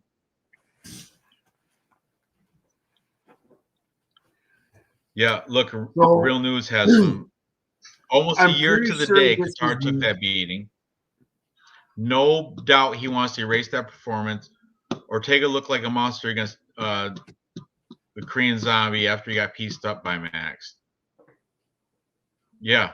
So I mean, Max Holloway is phenomenal. He is a step above Giga Chikadze in my opinion. That'd be a good fight. But in this case, I don't know. I have to go with the hype. I have to go with Chikadze in this case. But Calvin Kattar that's why I'm putting a hedge bet on him. He is like viable to get a win here. Let's pull up Giga's Tapology. He's got 2 losses. Let's see who they're against. And let's see how long ago. I know it's been a while. Seriously, we're talking about like 2018 against Austin Springer. And like the choke to Austin Springer Contender Series. He's lost a couple kickboxing fights I see here. But you know what? The dude's been kickboxing since he's been 14. For real. That's not even a lie. His last loss was 2015. Like, come on. Really? You gonna fade that shit? Take this. I know. Eat this. My hands are soft. And you know what? His last 3: Edson Barboza, Cub Swanson, Jamie Simmons, Afro Samurai, Jamie Simmons, Omar Morales, and his last 3 all by finish. Round 3 punches, body kick to ground and pound against Cub Swanson, round 1. Head kick to ground and pound, round 1 against Afro Samurai, Jamie Simmons. Then he beat Omar Morales, unanimous decision. Erwin Rivera, unanimous decision. Jamal Emmers, split decision. Brandon Day. This dude is good. Good. Calvin Kattar, let's pull up his Tapology and let's nitpick this guy. Max Holloway lost. He beat Dan Ige, which is good. Jeremy Stevens, which is good. He lost to Zabit Magomed Sharipov. That was the chat pick for the unranked contender contest. Remember that? Yeah, I do, actually. Yeah. Zabit beat him. Beat Calvin Kattar. But Calvin Kattar beat Ricardo Lamos. Chris Fishgold, he lost to Hanato Moicano. His Burgos win. His Burgos win was nice.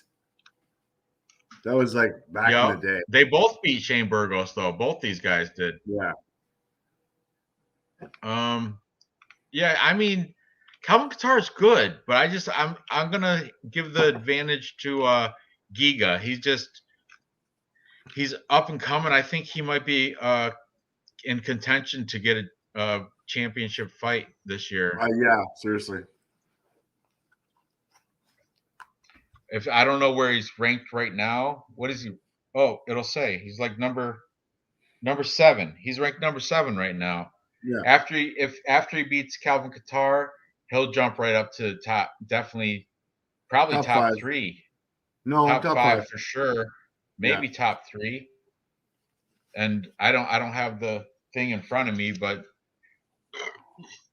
yeah, I do. Yeah, I do. 1 second. I'll tell you who he should fight after beating Calvin Kattar.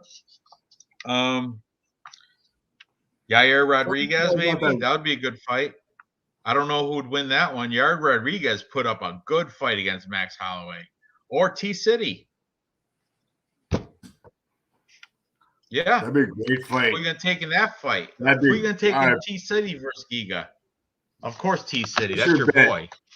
T-shirt bet. That's your boy. T-shirt bet all over. You know what? I cannot wait to see you wearing a Ryan Hall Wizard T-shirt or Wizard hoodie. That's gonna be fun. I will wear it proudly. I don't hate Ryan Hall. I don't think he's that awesome as you do. But I'll proudly wear that shirt. The Wizard. Maybe I'll go down to Virginia and see him at a bar. I saw some like a clickbait. I saw a little video where some drunk guy at a pizza place like picked a fight with Ryan Hall and he put him in some jiu-jitsu move on the ground. Fucking stupid. Yeah. Go fight that guy. But anyway, yeah, I agree with you, Fashion Cold Wars. In this scenario, Giga makes a real statement here and gives Calvin the business for sure. For sure. Look at this guy. Here's another Ryan Hall fan. I'm fading Ryan Hall from here on out. Don't do it. Don't do it. He's a one-trick pony. All he's got is that roll around omoplata grappling type, like roll into a leg lock or a knee bar or some stupid ankle lock. It's some stupid shit. Look, Ortega, a really bad matchup for Giga. I think that would be a great fight. But I think he's still got to go. Well, he's got to get past this test. Calvin Kattar's not going to be an easy. Calvin Kattar is going to put up a fight. Yeah, I get it.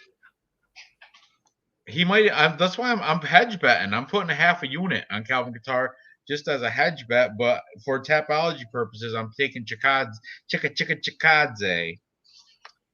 All right, now we agreed on every single fight, huh? I know, it's fucking horrible. I'm gonna put a full 10 fight parlay in just to see what it pays out. By the way, we have never agreed on every single fight.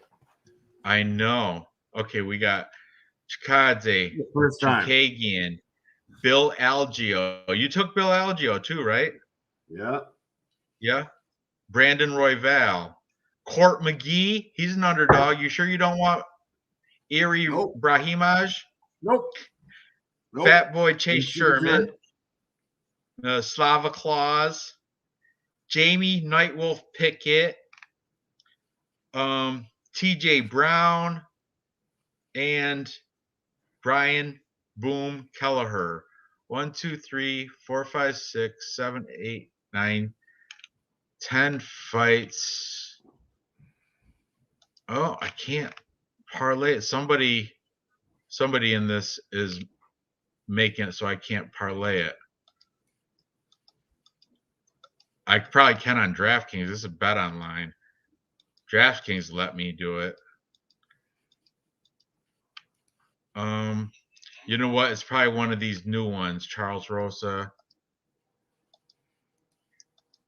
Or yeah, it's definitely TJ Brown, Charles Rosa, or Brian Kelleher. It was Brian We have- Kelleher or Kevin Croom. Who Those did we two pick? fights, because they're short notice, they have a circle by them too. So that's the ones. Says line is currently circled for a limit lower than its usual max wager. If it's circled, you can't throw it in a huge parlay. But still, we have parlay with 1, 2, 3, 4, 5, 6, 7, 8 fight parlay. I'm gonna put it in for half a unit. That pays out. Place my bet. Plus 1,226. Yeah, that's great. So a $10 bet will win you $1,226. Not bad. Not bad at all. Let me confirm that. Now we have to pick our top 3 most confident picks now, Dave. Most confident picks. Does Giga even have a job? I'm just kidding. A jab.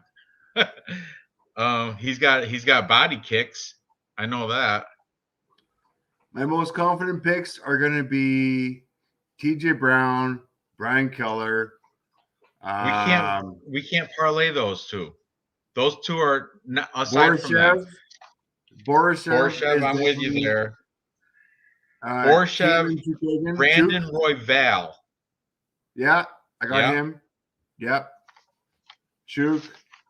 Giga. I think Chase German's pretty much a lock, but I don't want to say it. No, I'm not. He's too fat. I can't. Yeah, he's not definitely not one of my confident picks. And I don't know where the head's at. I didn't do enough research. Right. I don't want to. Brandon Royale, Slava Claus. One more most confident pick that can be parlayed. It's either going to be it's either Court McGee or I think Court McGee or Caitlin Chukagian. I think Court McGee. How about Court McGee? I'm good. Huh? I like it. Yeah. Okay, that's our 3-leg parlay for the show. Let's see what that pays out. And Court McGee's an underdog too, so that should bring up the money. So Court McGee plus 106. Who else? Slava Claus minus 180, not very great. And Brandon Royale is like a minus something, minus 164. So all of those guys, all 3 of them together is a plus 415. Not bad. Plus 415. Confirm bet. Yeah, that's not bad. Now I'm going to copy and paste it on the chat. So those guys, this is what we do. All right, here we go.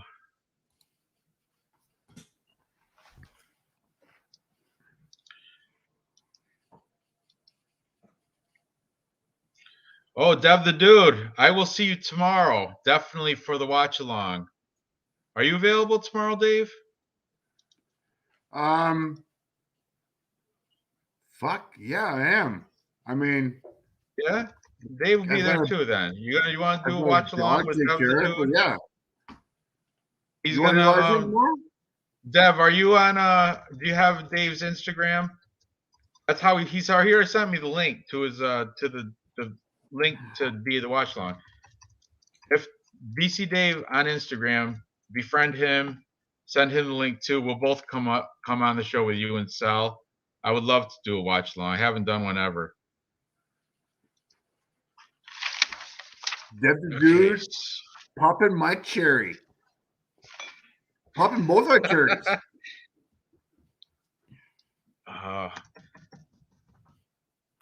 Yep. Devin Sal. It'll be a good time. Dude, my dog just stepped on the light. Is that your? There we go.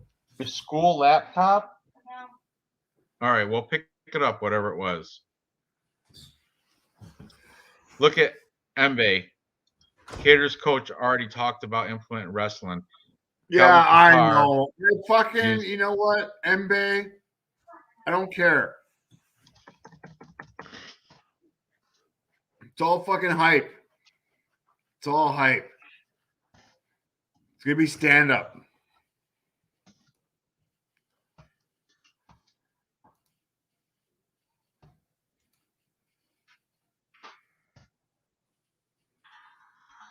There we go. Look at Court McGee, Slava Claus, Brandon Royale, 3-leg party, plus 415. That's the bet you guys take. That's our locked bet. But Dave and I, we agree on every single fight on this card, which is a phenomenal thing. I think this might be the card. I get a perfect card. Open up 2022 with a perfect card. I get it. Yeah. Perfect parlay. The perfect parlay soup guys are going to be jealous. They're going to be jelly.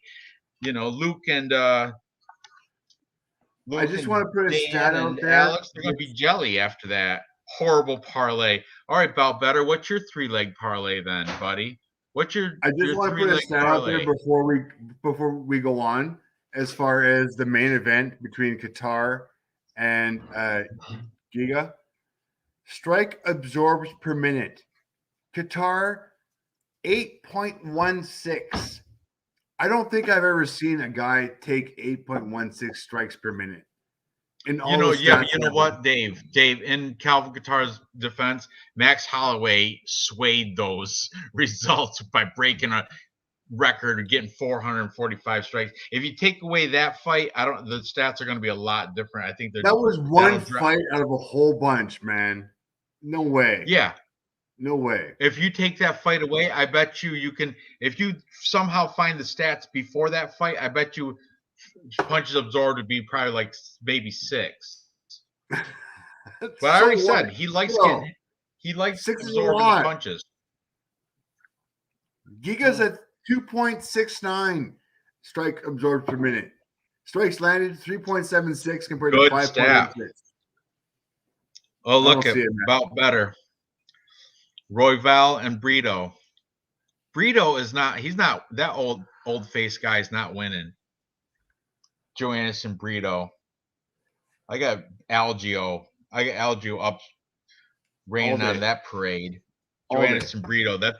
His name's getting me hungry.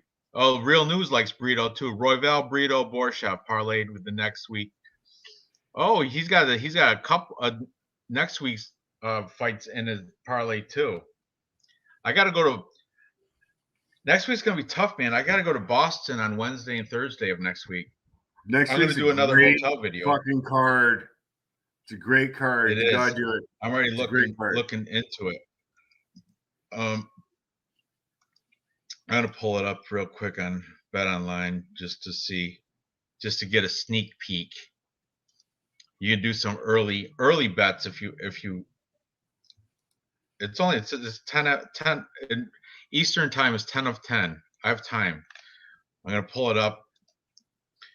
We got some. I did some my algorithms for football tomorrow. If you want to know some good bets for tomorrow's football games, by the way, the Patriots take them +4 over the Bills, and the over on both games. Take the over. Cincinnati and Vegas take the over, and Cincinnati's going to win and cover 5 points or 5.5, whatever you got. Also, take the Patriots +4. I don't think my paperwork says the Bills should win, but only by 2. So if you take the Patriots +4, according to my model, that's the best bets for tomorrow. Parlay both them with the over-unders. It's plus 1,260 if you parlay both over-unders and both sides. 4-leg parlay. Hey, let's look at the what we got. UFC 270. Whoo-wee. Boy, this is a juicy one. Juicy. Some people I never even heard of. Who's Salmon Oliveira fighting Tony Gravely? Who's that guy? Is he another debutante? Never heard of him. Who's Michael Morales? Never heard of him. You ever heard of fucking Morales? Really? You suck. Michael Morales? I'm not on Tapology. I'm on just Bet Online. Who is he? Who's Michael Morales? A fucking decent fucking fighter. Let me Don't bet pull against him him. up on. Don't bet against What's him. that? Don't. He's going against bet Tony against Gravely. him. Fight Center, UFC. Let's. I'm gonna pull this up on Tapology. Let's see what we got here. I'll let you know.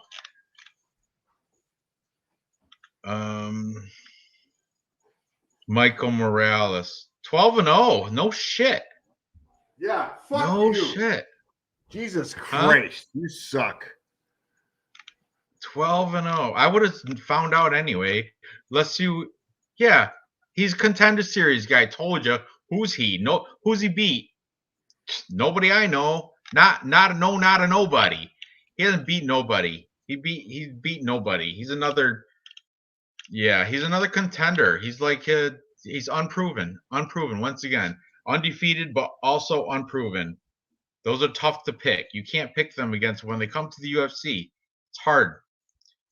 Oh, look, Dev the Dude. Salmon, also contender series guy. Let's look at this guy. Salmon, where's he at? Salmon Oliveira, 18-3 out of Brazil. And yeah, garbage. He's fought nobody.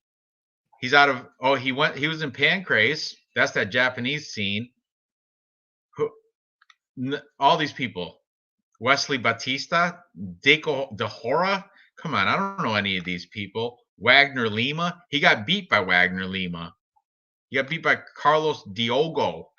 I don't see what I'm saying. These contender series dudes, I told you, contender series is just a hyped up regional scene. That's it. That's what it is. More than that. You laugh, but that's the truth.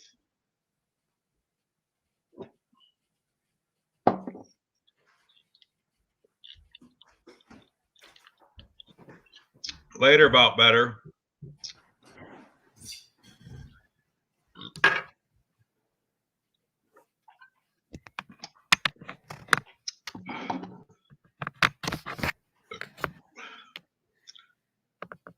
So let me see these other fights on this card for 270 because I got to do my research. I got to start my homework right now.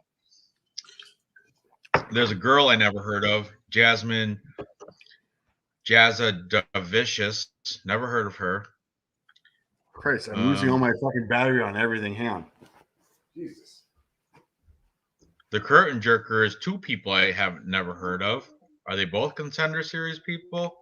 Jack Della Maddalena and Pete Rodriguez.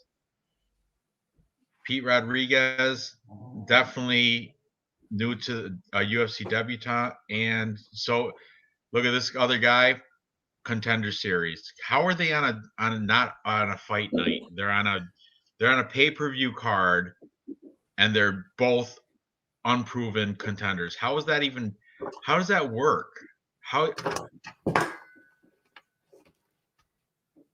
I don't understand how they make that onto they should start the card with at least somebody known, you'd think, right? Are you listening to me or no? I am listening to you. Yeah, halfway. I was just saying the Curtain Jerker, I never heard of these guys either. It's like a regional scene fight. Then we have the Vanessa Demopoulos, taking her. Mikel Pereira and Andre Fiallo, which I like. I want to fade Mikel Pereira so bad, but I'll probably take him because I'm sensible. Raoni Barcelos, Victor Henry, that's been a long time coming. I'm still on Raoni Barcelos. This other one, Kay Hansen, should beat this other girl because I never heard of her. She's Canadian though. Maybe you know her. Jazza Davicious. Where's she out of? She's out of the contender series. Surprise, surprise.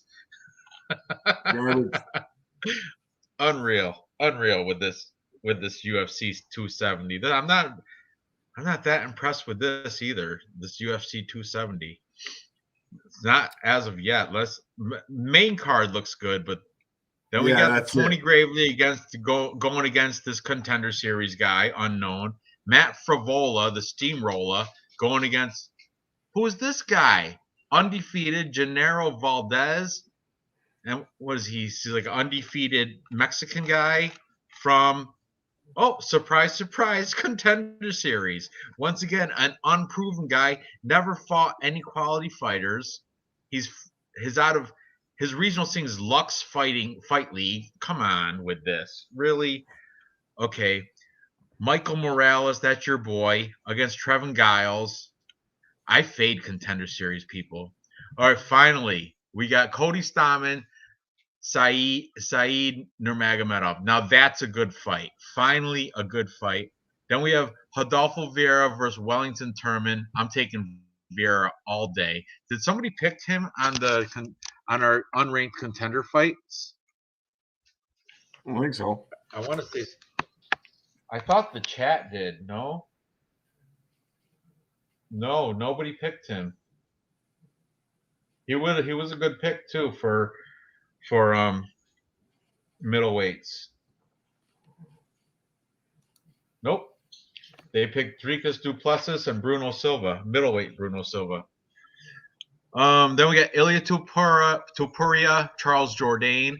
Well, Air Jourdain, you're taking a loss there because Ilia Topuria is definitely moving up the ranks. Somebody definitely picked him. That was you. You picked him. That was you did. Good pick. That's a good pick.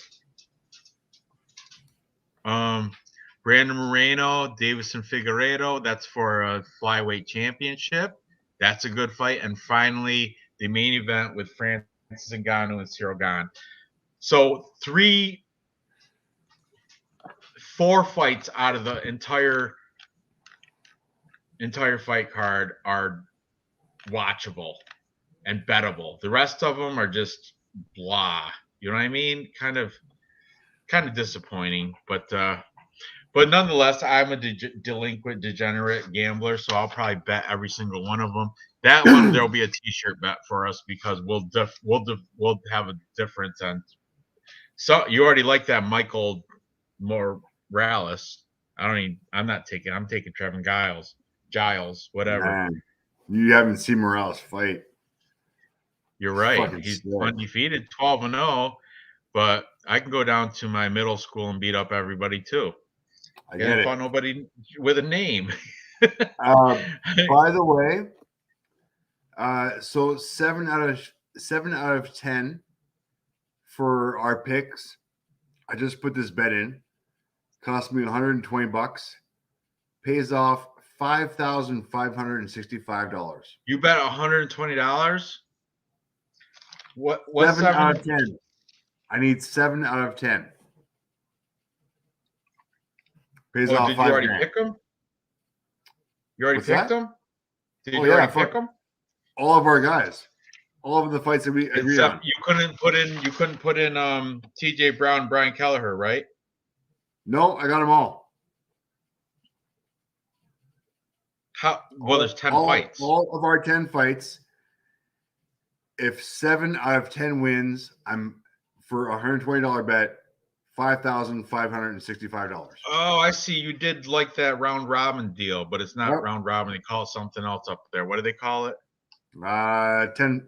It's 7-fold on 10 bets. Well, that's a good deal. I'm going to do a round robin, I think. But I'm $5,000. Need some payoff. If they all come in, $5,000. I hope you win it because if you win it, I'm winning too because we have the same bets. That's a great deal. Good pick. So any 7 of those 10 fights, if they win, you win that $5,000. Yep. What happens if you win all 10? What happens if you win all 10? I got to do the math. More money? I think that's it. It tops out at $5,000, $5,565. Tops out. but I will cash out halfway through for $2,000. You know what? Let's do an underdog. Let's look at that. Let's pick a all underdog parlay for that card, for this card. I'm all over that. We got Bill Algeo. He's an underdog. Court McGee's an underdog. Chase Sherman's an underdog. Jamie Pickett. Jamie Pickett's underdog. Pickett, Algeo. That's it. There's four underdogs that we're in agreement with. Let's parlay that. And that's going to be our full underdog parlay, four leg underdog parlay. Oh my God. Pays out. Plus 2,073 for the underdogs. Yeah, for me, it's 2,128 for the underdogs. Oh my God. That's too much. Well, you don't have to put $100 on it, Dave. You can always put like $20 on it and make 400 something off your 20. How about doubles? Doubles or trebles? What? I'll pick doubles. What does that mean? I don't know what that means. Different way of betting. Is that a Canadian thing? Well, no, it's a Bet365 thing. Yeah. I never heard of it. So two out of four. And I put like $10 down. It cost me $60. And we do parlays. Really? Yeah. So it costs you $6. Oh, it's kind of, so that's really like a round robin. Yeah, exactly. They do a different round robin. So they do different combinations of your fighters. Yeah. It's not bad though. $60 is someone's worth it.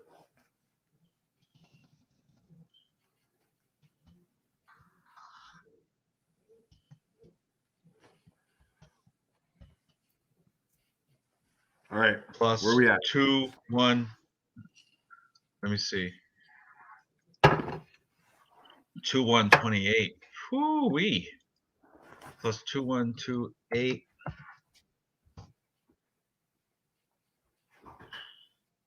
Underdog bet. There you guys go.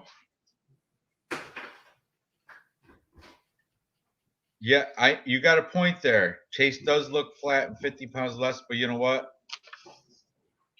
Kelleher looks fat and 15 pounds of more fat that he's got. It's not muscle weight. That's definitely fat weight. That's Philly cheesesteak weight. That's cheese sauce and looking at his belly makes me want to eat some corn chips. That's how fat he is. He makes me hungry.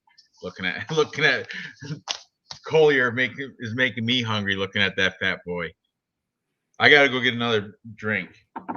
So do I. We're good. Okay.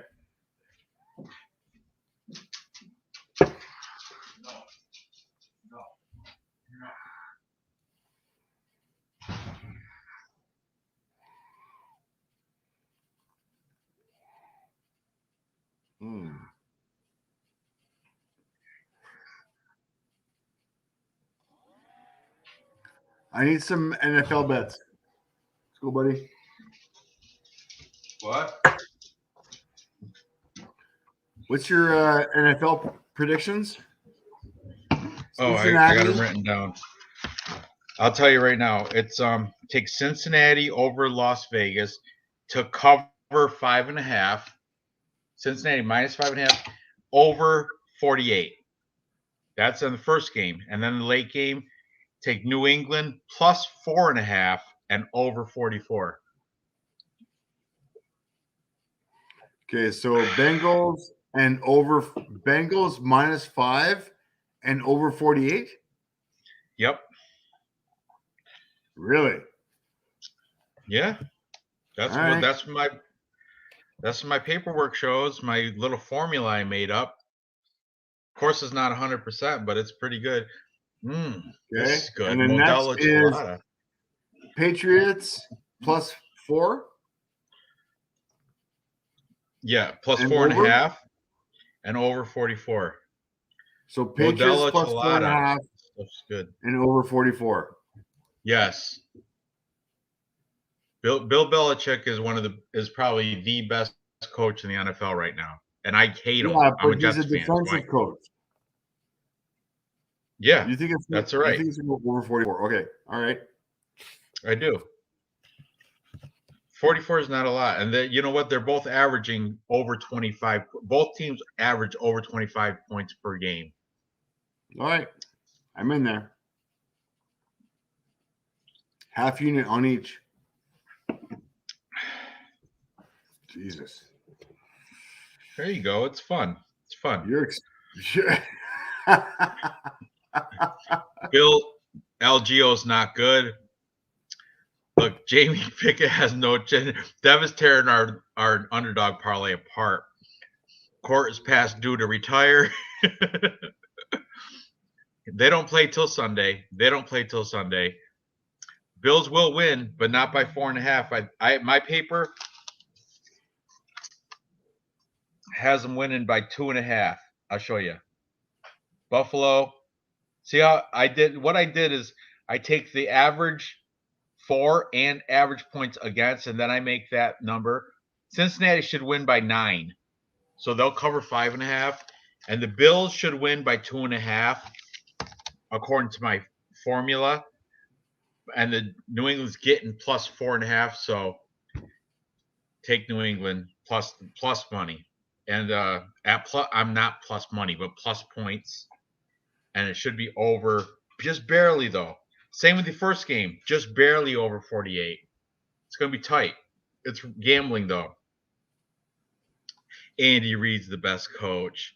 That's because aren't you from like over there by Kansas City, you're Missouri or something? You're from Missouri.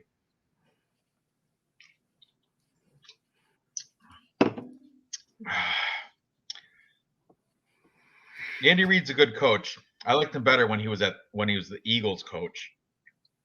But all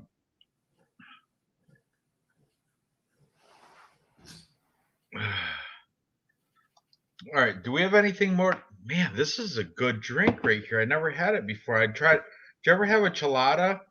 It has tomato. No. It's like beer and tomato. Mm. I tried it. That's a breakfast drink here. That's your hangover drink. Chelada. Modelo Chelada Especial. It's like tomato, salt, and lime, and Modelo. So man, it is tasty. It's tasty. Here in the morning when you have a hangover, you have a beer with a shot of fucking Clamato, which is like tomato juice. Oh yeah, but it has clam juice in it too, which is Clamato. You guys don't have proper Caesars, man. You guys we know. I know what Clamato is, and we have that here. I'm not a big fan of it. I'm not a big clam guy. Clue. The only clam I like is bearded. With Worcestershire sauce and pickles and bacon. Little horseradish. Horseradish. All that shit. Yeah. That's a fucking special. That is Canada's drink is a Caesar. I guess I'll try that. I'll try it. But tonight is Modelo. And Pilsner. How weird is it that we agree on every single fight without even talking to each other beforehand? It's never fucking happened before. Ever. But you know what? A lot of them, aside from those 4, all the rest of them, the other 6, there's only 10 fights too, so it's not that rare. But 6 of the 10 are favorites, so the world is pretty much on them. The only ones that, and Dev, which is surprising me, Dev is a underdog guy. He likes the underdogs. Dev's taking Rogerio Buntoren, right? Right, Dev? Taking Rogerio. That's a crazy pick against Brandon Royale. Did you see the face-offs? Brandon Royale's like a foot taller.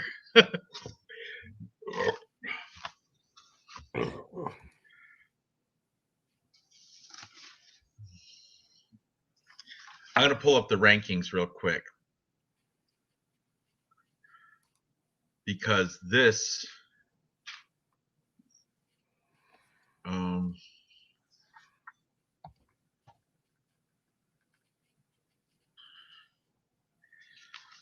I want to see opponents for Giga after he beats up Calvin Qatar. Where is it? Featherweights.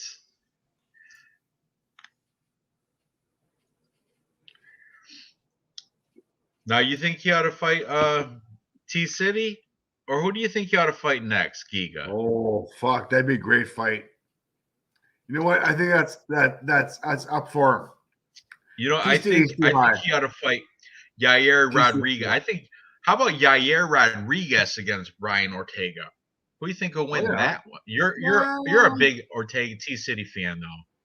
Yeah. So you're gonna always take Ortega. All over, yeah. How about his the chat? BJJ is second to none. I don't understand how Volkanovski survived that fucking choke. I don't get it. I don't get it. Because he's got that Hawaiian toughness. Or not Volkanovski. Volkanovski's just Volkanovski. Is there going to be a rematch between Max Holloway or something? Isn't there something going on? I don't know. That? I would rather see Volkanovski Holloway 3. Rematch. Isn't that happening? I think it's scheduled. It's confirmed, right?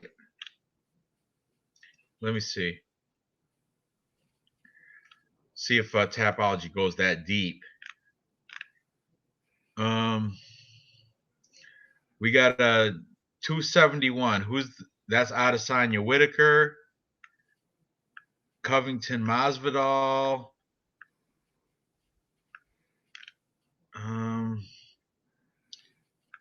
I don't see it listed yet. Dariush Makhachev. That's a good fight. That's a fight night too. That's an ESPN Plus. That's a freebie. Can we talk about Christmas? Volkanovski versus Chan Sung Jung, the Korean Zombie. That's what's happening. UFC 273, Volkanovski versus Jung. Because you know what? Max Holloway has like a shoulder injury or some shit, I think. That because he was supposed to fight Volkanovski, but now it's going to be Korean Zombie. Which I hope the Korean Zombie upsets this guy because he's going to come in as a big underdog. That's going to happen. Yeah. And I hope he upsets him. Oh, Dev switched to Royale. There you go. About time. That's smart decision. Right. So smart pick there. What is Dev the Dude? Okay, is he on YouTube? Yeah, he's got a channel. What's his YouTube channel? Right there, his name, Dev the Dude 1. Dev. His Instagram is MMA Jesus or something, right, Dev? MMA Jesus. Dude, awesome. I can't find the guy. Where's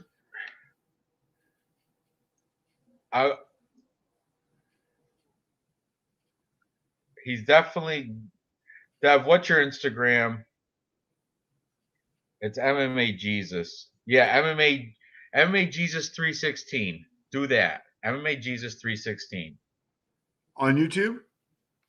No, Instagram. On YouTube, it's his name. See his name in the chat? It's highlighted. See it right here? Dev the Dude 1. That's his channel. On YouTube. I can't Dev the Dude. Find it. Well, that's crazy because you can just click his face. You can just click his face, but that right there, MMA Jesus 316 is his Instagram, and then his YouTube channel is Dev the Dude 1. All right, I got him. There you go. We're doing Dev. We're all still good for the watch along tomorrow, right? What time does the event start tomorrow? I've subscribed to this fucker. All right, who is fucking There you go. All right. I'm looking forward to meet that Dev. I'm looking forward to meeting you tomorrow.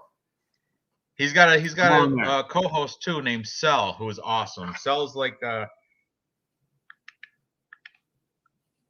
got the more conservative like opinions on these fights, which in my opinion, which are good. But anyway, it starts tomorrow. It starts at 5:00 Eastern time. That'll be for you. That's super early. You're gonna be available. It's 2:00 for you. Afternoon drinking. I love it. I'm gonna have to get some more of these Modelo Cheladas. They're tasty, man. They're very tasty. Yeah, Dev the Dude. What is it in Missouri? You're an hour behind. So yeah, 4:00 for you. You're Missouri, right, Dev? Missouri.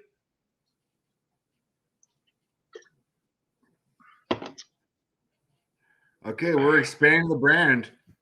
Brand goes to Dev the Dude next for live stream.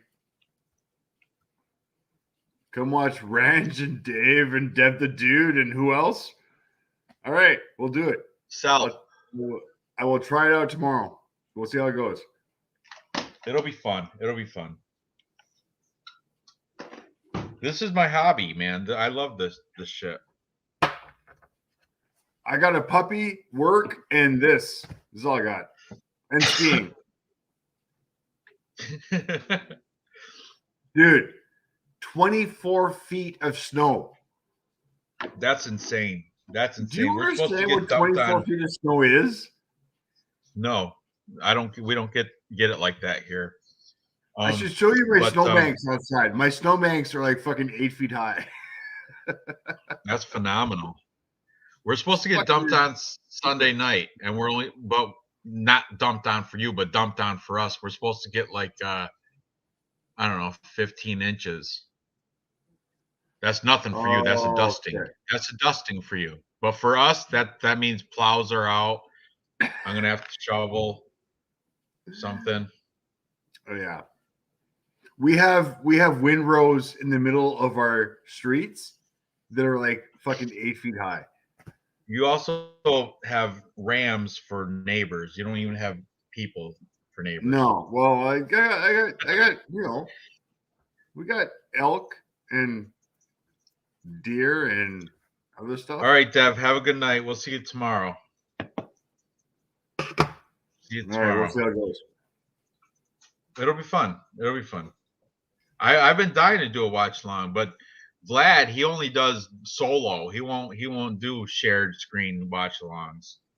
But I've seen him on other people. Other people do shared screen watch alongs. Mr. Arkansas and the Pub Sports Radio guys, they all do it.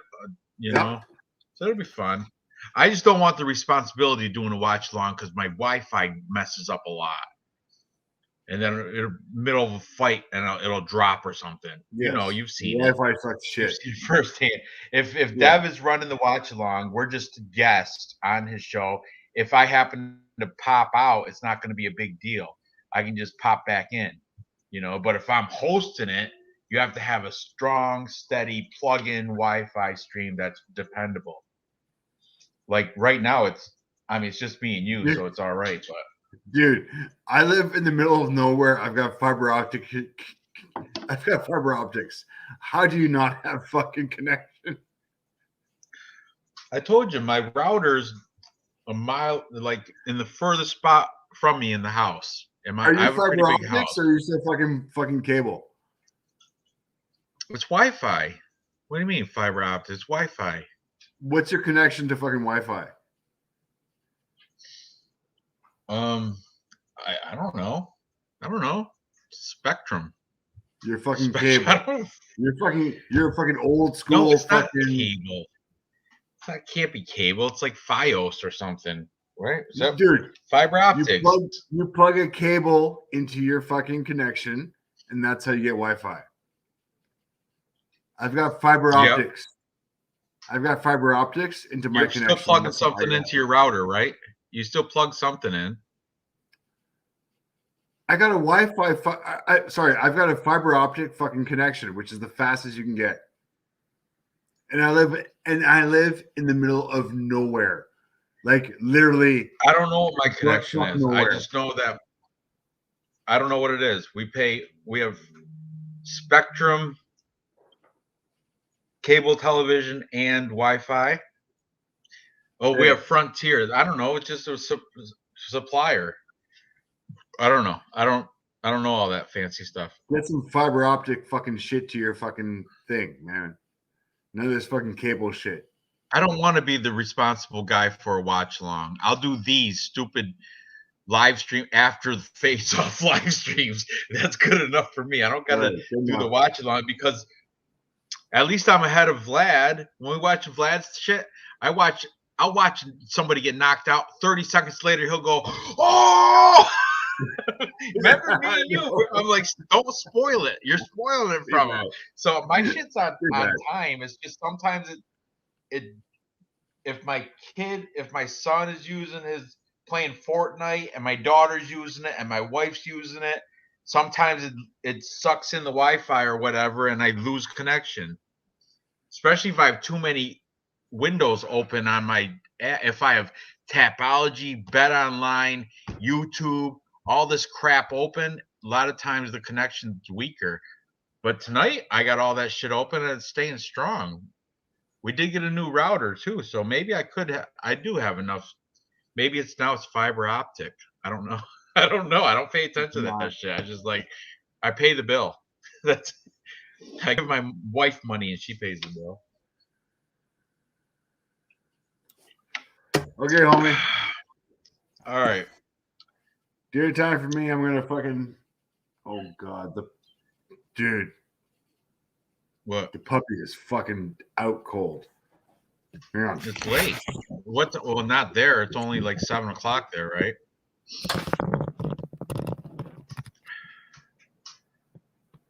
Puppy's dead. Absolutely dead. Mine puppy. Too. Mine too. See mine? Nice.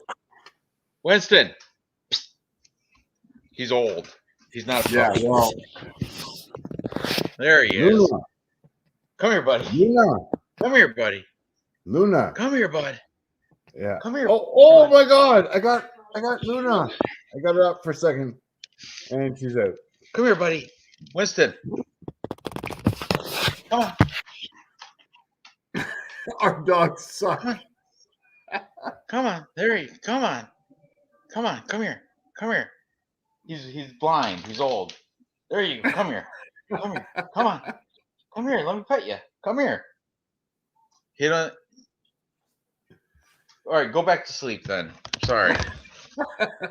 Dude, dude. Yeah, I know. Mine did the same thing. That happened. Yeah. Gee, Ranj, you trained him well. Yeah, right? Where is he? Come here, buddy. Come on. Come on. Come on. Come here. No, he's like, get out. He's like, fuck you. I got one blind. He's blind. I got another dog. He's deaf. If I call him from here, he won't even hear me. I got to touch him to take him outside. I got to wake him up they're both like 15 in dog years, or no, in human years. That's like 70 in dog years or something. It's like 80 in dog. What is it? 7 years to every year for dogs. Yeah. Yeah, he's like 100. He's like 105. My dogs. Mine's snoring and passed the fuck out. I got nothing, dude. I got nothing. Mine's out. Oh, funny. I got it. Yeah, yours is like 1, right? You're fucking 10 weeks old. Yeah, 10 weeks. Mine's in both my dogs. I got another big dog. Tacoma. He's deaf. He's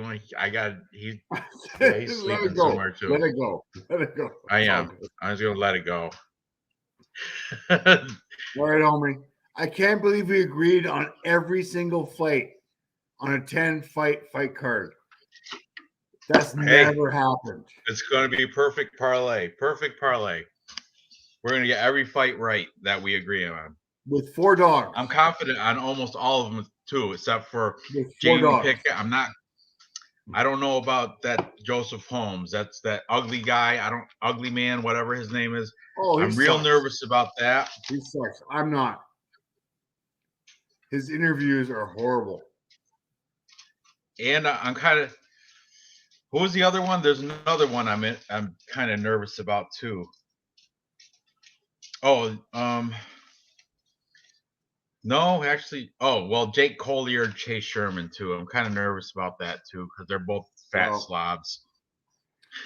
Perfect night.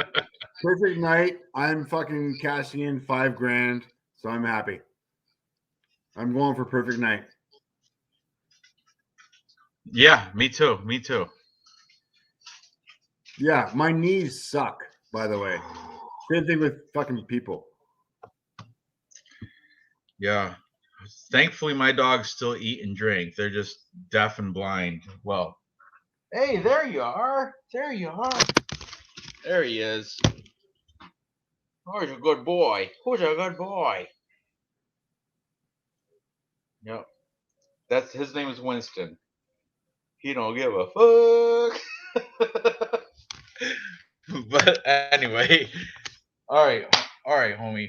If you want to wrap it up, let's do it. I'm gonna finish this. I'm here with this. I'm gonna finish this live. There's 5 people in there. They'll chat with me. But you can feel free to log off. I'm gonna hang out for a minute. I'm gonna go top up. Give me a second. You're gonna what? Go to the bathroom. I'll be right back. Yeah, I've done that 3 times already. Haven't I? Feels like I have.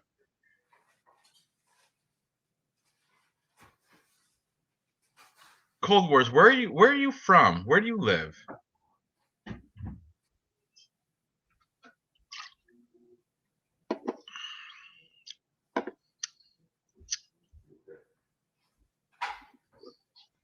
Fashion Cold War, where are you from? Noah, where are you from? Where do you guys all from?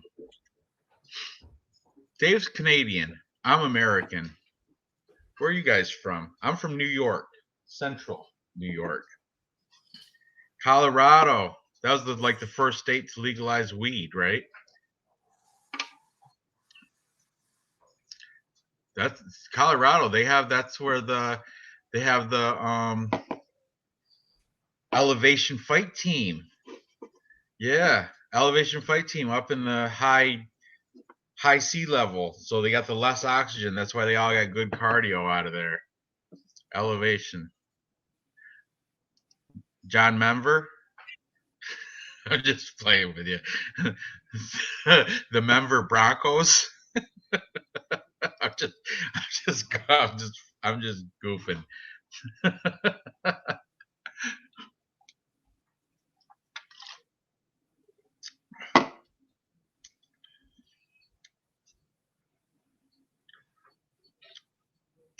We're in another renaissance not seen since the Carwin days. I don't know what that means. It sounds cool though.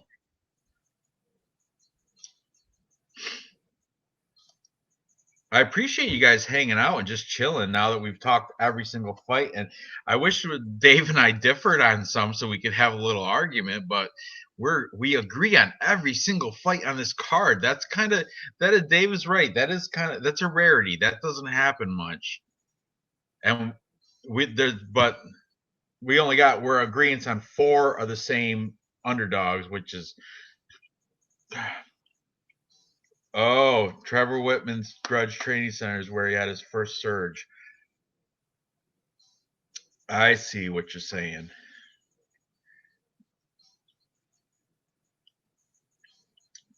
There's also another, besides Elevation, there's something else in Colorado where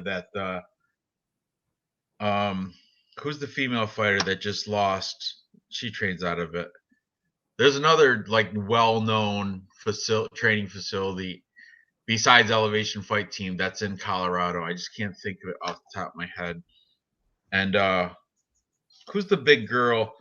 Who's the big fighter that lost in UFC 269? She's short notice female. You gotta keep that off screen. I don't know if YouTube frowns upon that. I don't. Whatever. Whether they're gonna demonetize me, I'm not monetized, so it doesn't matter. You go ahead. Do what you gotta do, Dave. I don't really care. Who's the tall girl that came short notice 269? She lost. I'll tell you. I got it. Right here. I need some kind of fucking context here. Oh, I tell you.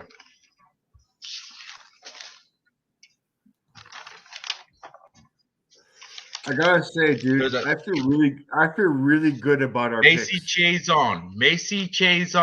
Okay. And you're right. I think Factory X.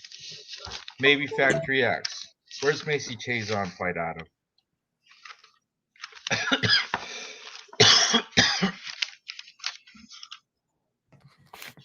Oh, she fights out of Fortis. My bad.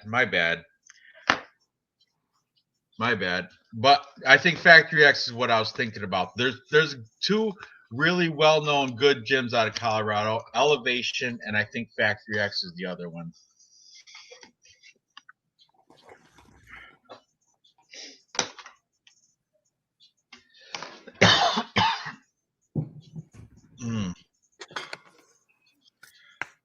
She's out of Louisiana. Actually, yeah, that's where she's from, but she fights out of Fortis MMA, which is Dallas. But Elevation is definitely one of my favorite. You know who, out of training facilities, you know which one I like the best? Well, not the best, but American Top Team is good, but I like AKA a lot. That's in California. Where's T City out of? He fights out of that. Is that the Entram gym? Oh fuck, I don't even know. Or Fight Ready. Fight Ready's a great one. There's a lot of good facilities, and Glory MMA. Like I said, there's like 4 people on this card out of Glory MMA. We've got. I'll tell you who they all are right now because I got it written down.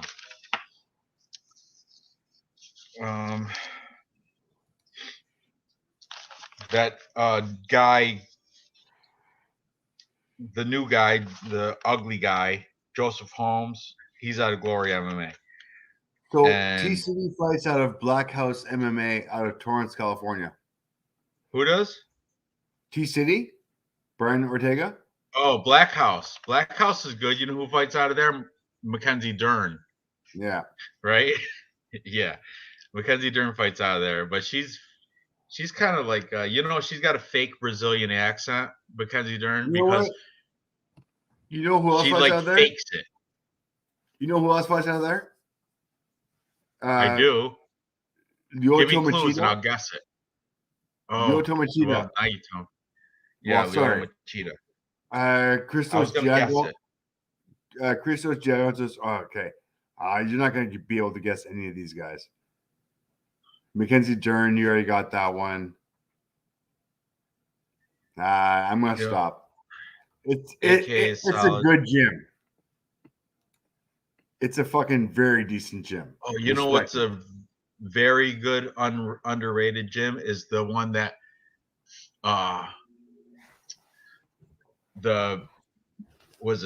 Renzo Gracie Philly. We got Pat Sabatini is out of there, that Jeremiah Wells, and Sean Brady. 3 phenomenal fighters, all out of that Renzo Gracie Philadelphia. But you those ones you if it says Gracie in it, it's a predominantly BJJ's place. You got to have a well-rounded. You got to have boxing, kickboxing, wrestling, and BJJ. All 4 of the base styles of MMA. You can get rid of the karate. The only person that could do karate is Wonder Boy Stephen Thompson, and he didn't do it very well against Bilal Muhammad. That's how you got That was ugly. that. I think that's how you got that hoodie. Yeah, you got the Plus Money Junkie hoodie from that. That's tight. That's a great hoodie. It looks Great good. hoodie. I like it. I picked the. It was nice. The black on the Columbia blue color. It's good.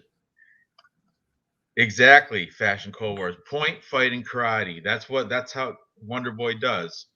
He wins decisions by point fighting because he does have some phenomenal kicks. It's just the karate versus wrestling. Bilal Muhammad showed wrestling is going to beat karate every time. Bilal Muhammad was like a Chicago, he's like an Illinois state contender. He didn't win a championship or nothing, but he was good in high school, like for wrestling. Dude, I have never been more confident on a perfect card than what we have for tomorrow night. Like, I have never been more confident. I'm pretty confident too. What's your least confident pick? I'm nervous about the Holmes and that Holmes Jamie Pickett fight because Jamie Pickett's not good. He's kind of Yes, he is. Yes, he is. He got knocked out by white privilege Jordan Wright. He got knocked out by white privilege by Beverly Hills Ninja. Knocked out first round. Joseph Holmes has nobody on his pedigree. I watched his fights. I watched the last 3 of his fights, and they were against nobodies. He took him down. One of them, he was fucking on the bottom, and he fucking ended up getting him out. But it was close. Like, I don't see Pickett getting caught in that kind of fucking position. His BJJ is good enough. His wrestling is good enough. I got it. I mean, I think Pickett's got this easy. I hope you're right because that's the one I'm most nervous about. The rest of them I'm pretty good with too. What other underdogs we have? Chase Sherman, though, he could lose. Jake Collier, Yeah. I heard people are saying he's growing into his fat, like he's understanding how to fight as a fat guy. Come on, really? No, I'm not going there. That's what the Perfect Parlay Pursuit guys all said. He's coming into his fat, and they're not the only one. Someone else said it too. Someone else said I think M.A. Fortune Teller, he might have said it. Somebody else said he's really coming into his fat body. He's learning how to throw his weight around because he's coming off a loss though. So I don't get it.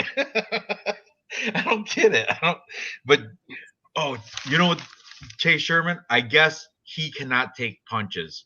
Parker Porter beat him. Parker Porter. He does not like getting hit in the face. I don't know. He'll do good if he's winning, but as soon as he gets punched, he starts loses his confidence level. Okay, so you want to go with stats or not? You got Stats. them? You got Collier versus Sherman stats? Hell yeah. I want to hear Chase him. Sherman. I do want to hear him. Chase Sherman, 6.24 strikes per minute. Collier, 5.52. So slight lean to Chase. Sherman got more volume. How about absorbed? Striking absorbed per minute, 4.44 for Jake, 6.33 for Chase. Yeah, that's the thing. He loves eating strikes. But you know what? He's tough though. He'll stand and take them. But the thing is, if it goes to decision, the judges see that he's eating a lot of these punches. He's one of those. Striking accuracy, 42 to 45. Defense, 52 to 51. So those are a wash. Huh. You know what? On stand-up, I will still pick Chase Sherman on this stand-up. Look at now. Who was it? Grappling.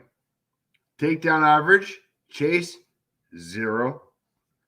Jake 0.48. Takedown accuracy, Jake 21-0. Takedown defense 67-82. Submissions, not even worth mentioning. They're not going to take each other down. I don't No. know either one of them as wrestlers. So- I don't think either one of them wrestle. But So Chase Sherman did. He knows how to tackle, yeah. tackle and grapple, just like Doug Duggins. Tackle and grapple. If he can tackle Jake Collier, it's all done. Dude. And he knows how to tackle. He played on football. By far, your best T-shirt ever. I don't care what. I love it. Says. I It's do. By That's my far favorite. Your best T-shirt. That is my favorite one. I love it. Dude, I want to order one for myself because that's how It's good an it is. awesome shirt. That's the best fucking shirt ever. Anyways, yeah, no. So I'm still on the vanilla gorilla. I don't see it. How about the Joe Anderson Brito and Bill Algeo? Joe Anderson Brito's on a 10-fight win streak, bro. He hasn't lost in 10 fights. Yeah, but that's okay. Let's break this shit down. What do you have stats on? I know he's only fought like one Contender Series fight, but I know. So he's beat Diego Lopez. Diego Lopez 16-3 though. Diego 16-3 Lopez is a piece of shit. Honestly, he's got nothing. Diego Lopez you can't fucking no. Diego Lopez is a fucking crap. He beat Jorge Masvidal, sorry. Hold on a second. Hey, chat. Who do you guys got in Joe Anderson Brito and Bill Algeo? I'm just curious because me and Dave are both on the veteran senior perfecto Bill Algeo, and I'm wondering why Joe Anderson Brito is the favorite. There's got to be a reason, Dave. There's got to be a reason why the bookies are putting him and I think on Tapology, I guarantee the public has them too. Oh fuck yeah! Are you on Tapology right now, Dave? Yeah, Brito's 82 to 18%. 82% of the public. Yeah, has Brito. I don't get it.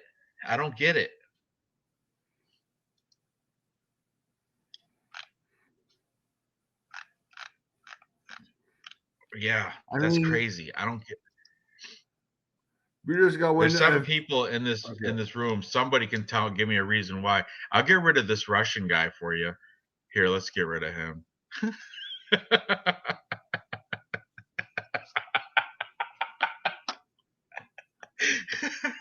Now, can you be more active in the chat? I got rid of the Russian. Okay, finally, real news. Neil, I have Brito. He was aggressive and powerful on Dana White's Contender Series versus a guy who did the commentary. Seemed to be high on Diego Lopez. Another Russian guy. The only Russians I allow on this show are fighters. Okay, Diego Lopez sucks. Really? He sucked. He's lost his last 3 fights. Not going to do it. No, I'm not switching. There's no fucking way in hell. Brito has the tools to get it. I'm not switching either. I'm just trying to see why it's Contender Series, though. Real news. You got to admit, Contender Series is like a hyped up regional scene. You know who I think's better in Contender Series? Cage Fury. CFFC. That's a regional scene that is better. Brito, he is definitely blacker than Bill Algeo for sure. He's definitely blacker.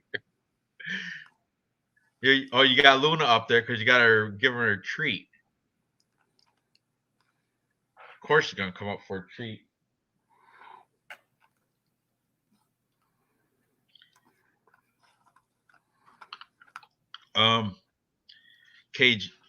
went to Cage Fury. That Cage Fury is my favorite regional scene. It would be like regional scenes. Well, if you exclude Bellator, LFA, PFL, it would have to be like the next would be like Cage Fury. Then you know where KSW is out of? Let's play a game, Dave. You know KSW regional scene? Yeah. Where's that from? What country is that from? Ariana Lipsky was a champion over there. Michael Olasejchek is from there. Who else? Yeah. It's Polish, Dave. It's Polish. KSW is Polish regional scene. How about what's the one Patty Pimblett's out of?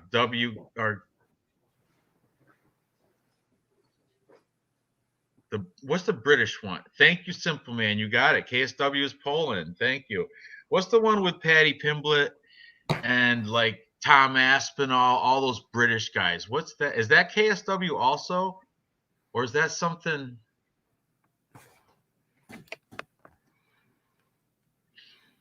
Cage Warriors. Yes, Cage Warriors. Cage Warriors. That's a good one. Combate is the Brazilian one.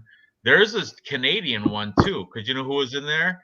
The Cyril Gahn was in the Canadian one. No, like this side of the country though, not where you're from. Over here they have a Canadian regional scene. Alan Badeau was in it. Air Jourdain, that Jourdain dude that's going to get beat up by Topuria in a couple weeks. We'll see. We'll see. Are you taking Air Jourdain over Ilya Topuria? You're crazy. You got Ilya Topuria is one of your guys too. I'm not done yet. I'm not done yet. I need to do some more research. Well, we'll see. Right there in the blue. You're blue. I know. Hakeem Dawodu, too, you picked. Hakeem Dawodu. That dude's not going anywhere. I'm sorry. It's what I had to pick. Oh, it's all right. It's all right, though. It's not a bad pick. You have a good team, dude. You got a real good team. I'm jealous of your team. You had a lot of first picks, though. How did you get so many first picks? You know what? Oh, I'll go last every time. I'll go last every time. Thanks, Ende. I love you. You're awesome. The chat got 2 first picks.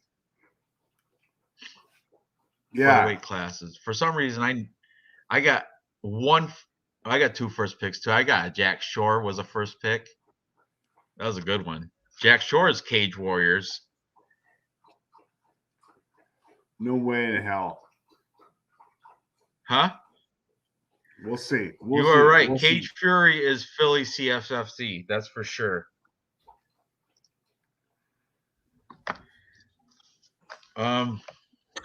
There's another one I see. What's the Mexican regional scene? That's a good one too. I don't know. There's some good regional scenes regional like promotions out there. You know which one's not good? The Alaskan FC. That one sucks. That's where Jordan Wright's from. What? Sorry. Puppy biting on wires. Like there's one that's from Kentucky where Harry Hunsucker from. That one sucks.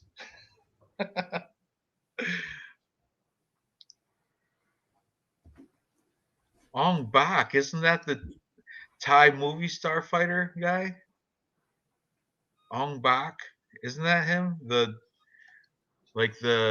He has elephants and shit, and he's a Thai movie star, does karate movies, like not karate, but you know, Thai style fighting. Yes, Ong Bak.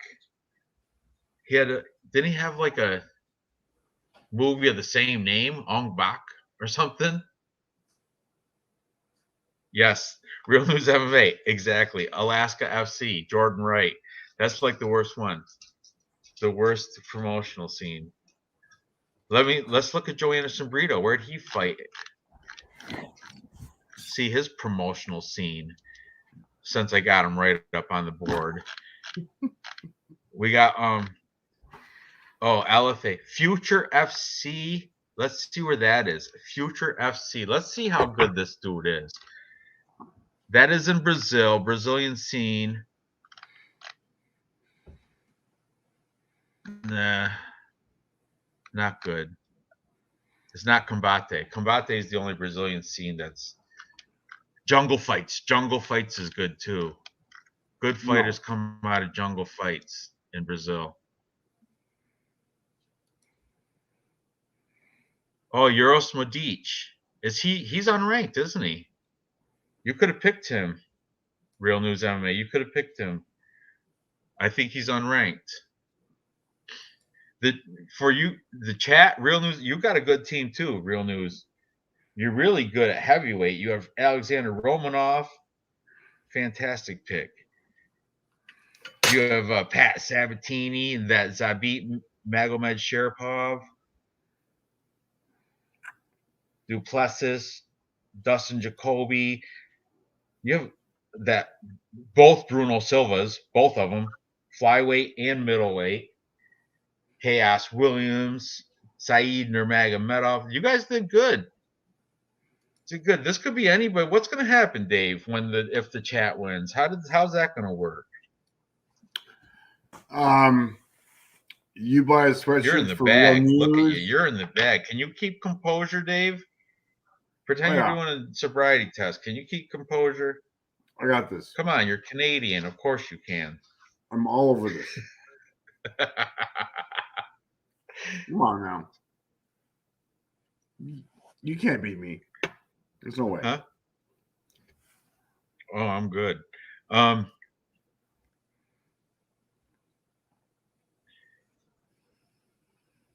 Mbe has some tricky picks. She took Dan Hooker at featherweight because he's dropping down a weight class. That was sneaky. You have the trickiest pick by taking John Jones. How are you going to do that? Take John Jones at heavyweight. That's tricky. The chat's trickiest pick was at Zabit Magomed Sharipov. Tricky picks because they're not active in the division yet, but they could just come in and become top ranking. You know what I'm saying? John Jones is the best pick ever. Come on now. No, I picked Aaron Blanchfield for that. And they picked Alexander Romanov. The chat did, and that's great. You know, Mbe picked both girls instead of heavyweights, you know. She picked Lupi and Melissa Gatto.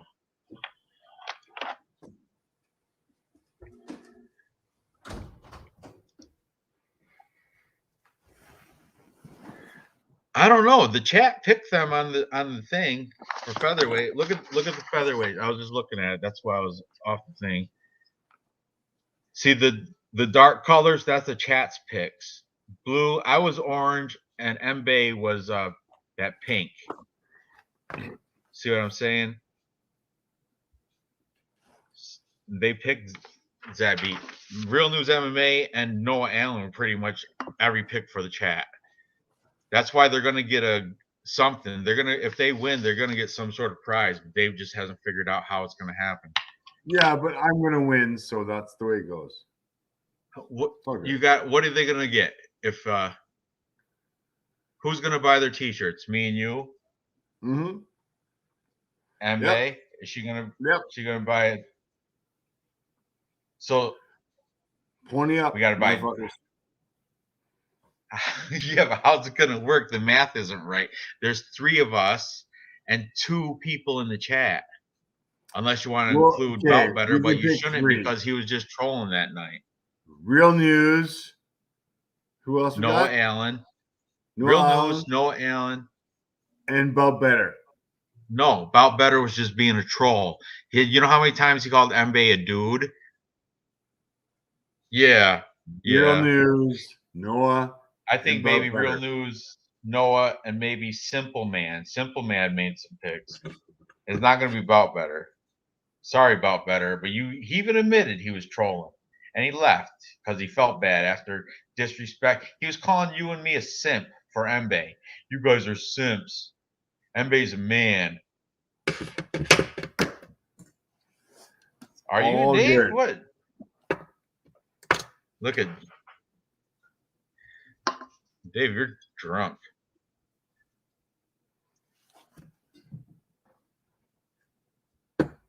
It's a good pick, Zebby, because if he comes active, he does a fight this year, he will jump right up there.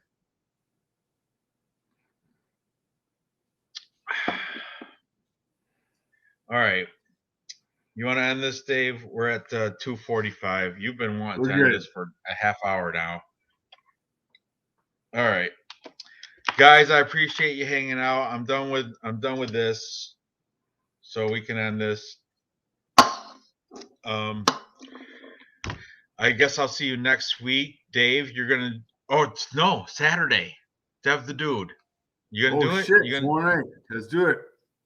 You're going to add him as a Instagram buddy. His name is what's MMA Jesus 316. Instagram. What? Think of MMA Jesus 316.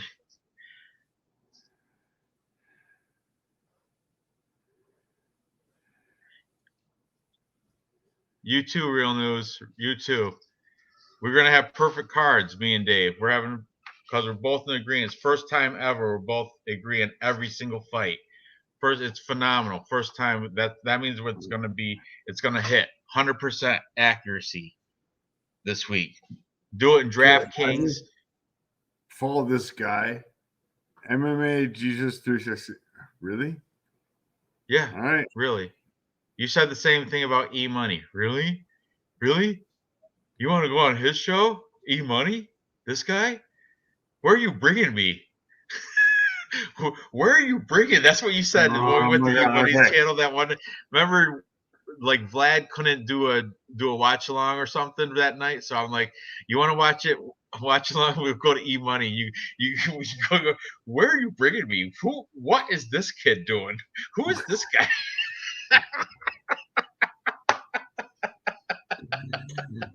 I was right though. Like seriously, it was fun, dude. It's fun. He's got his fans. MMA holes, they got like fucking 4,000 people. You can't even chat because there's like unless you're a member and you got the emblem by your name, they're not even gonna read your shit online or nothing. No. Look at all these guys. Good night. Good night, everybody. You know what I'm saying? But I put up everybody because there's only 10 people in here. Right. E-Money's dude, tomorrow night. We got it. Yeah, hopefully we'll bring in some people for Dev. He needs a little bit more support. All right. He does. Yeah. You know, Vlad only tops out at like Vlad tops out at like 18. Did you notice that? If you ever watch his watch-alongs, of course you have. Unless the MMA holes come over and crash the party. I have this though. This is like fucking content right here. Kind of. Mbe is more of a content. Yeah, I don't have kids. I know. Right. I know. Sorry. All right.